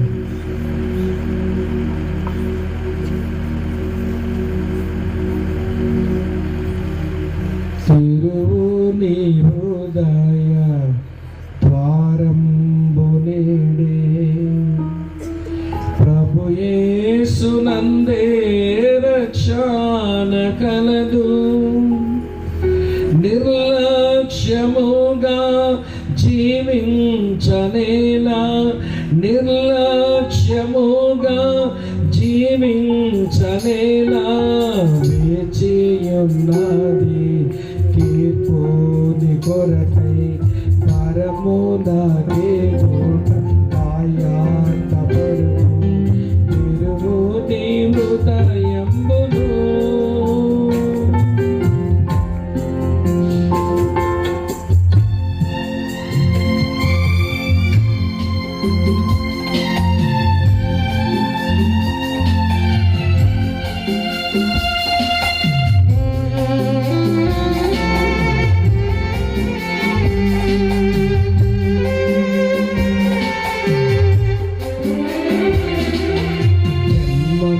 రక్తమంబుతోనే పాపివి నీవు, నీతిమంతుడే లేడు. జన్మంబుతోనే పాపివి నీవు, నీతిమంతుడే లేడు. కామ క్రోధ లోభ మోహ పాప పొడాగునుయే. కామ క్రోధ లోభ మోహ పాప పొడాగునుయే.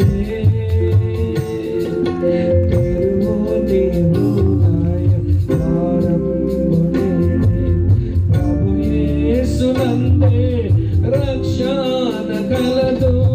నిర్లక్ష్యముగా జీవించనేలా, నిర్లక్ష్యముగా జీవించనేలా. తీర్పుని కొరకై పరమున కేగుట ఆయాసపడును. తెరువుని హృదయమును.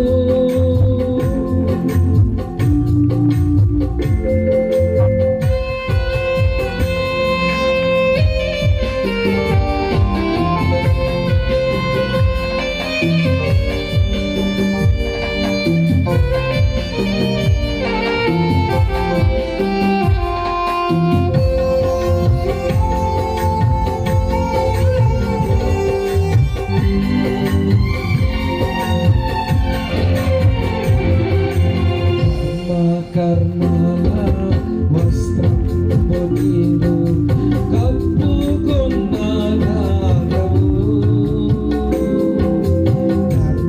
కర్మల వస్త్రము నీవు కప్పుకొన్నదానవు.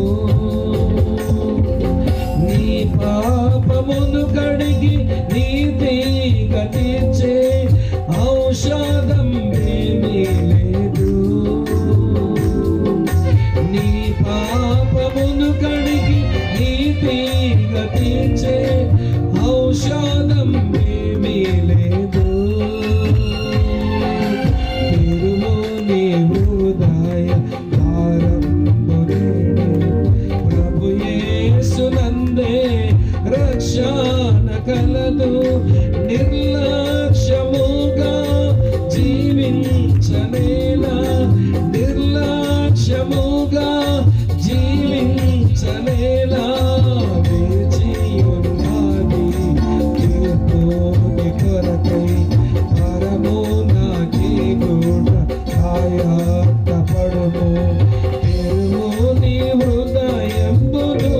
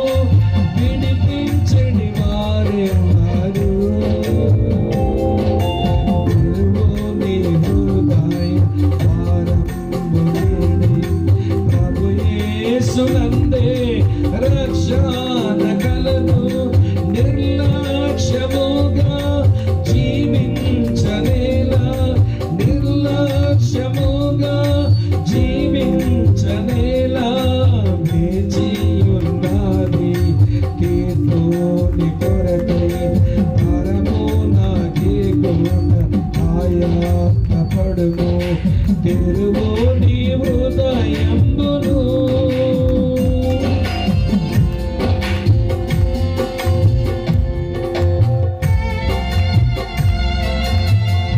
దేవుడు నిన్ను ప్రేమించి నీతో మాట్లాడుతున్న రాత్రి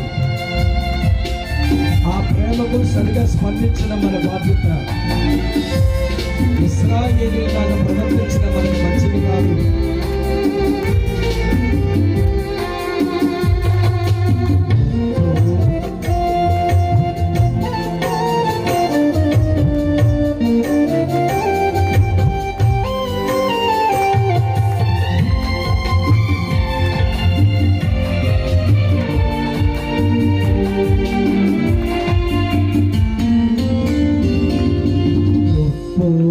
కొనుము నీ పాపములను, అపరాధి నంచు వేడు.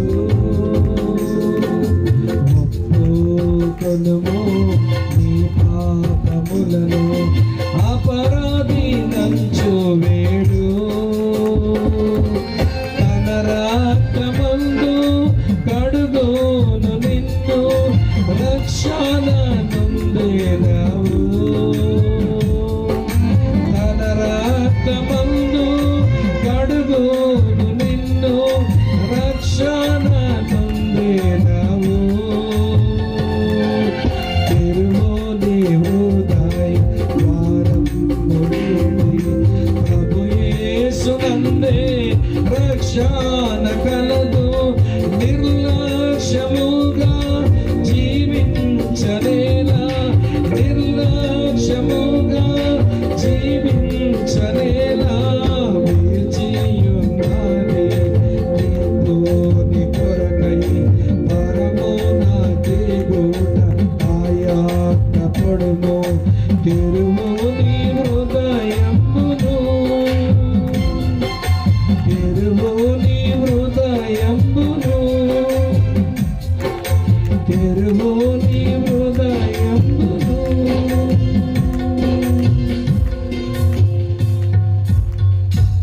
అలాగే లేచి నిలబడి ఉండగా తెరిచిన హృదయాలతో ప్రభువుని హత్తుకొని ప్రభువుని తిరిగి ప్రేమిస్తూ ఆయన వల్ల దొరికే అన్ని ఆశీర్వాదాలు పొందుకొని వర్ధిల్లుదాం. అట్టి కృప దేవుడు మనకు అనుగ్రహించినట్లు రాజమండ్రి నుంచి మన మధ్యకు వచ్చిన దేవుని దాసులు పాస్టర్ రవికుమార్ గారు వచ్చి ప్రార్థన చేస్తారు. తర్వాత స్థానిక దేవుని సేవకులు ఇమ్మాన్యుల్ గారు చెప్పే ప్రకటనలు చివరి మాటలు విని వెళదాం. సహోదరుడు రవి.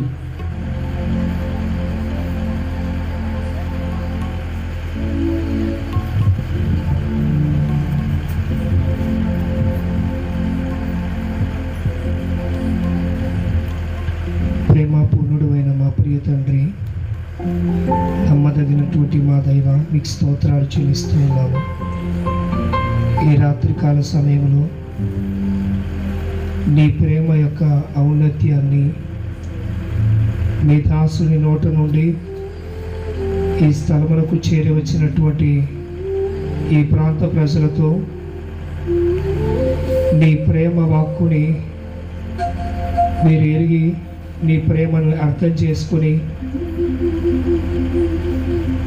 నీ ప్రేమ వైపుకు వీరందరూ తిరగాలని దేవా, అందరికీ తగిన రీతిలో అర్థమయ్యే రీతిలో ఈ ప్రాంత ప్రజలని ప్రేమిస్తున్న దేవుడవుగా మీరు మాట్లాడినటువంటి దానికి ప్రతిస్పందించి లేచి నిలబడినటువంటి ప్రతి ఒక్కరూ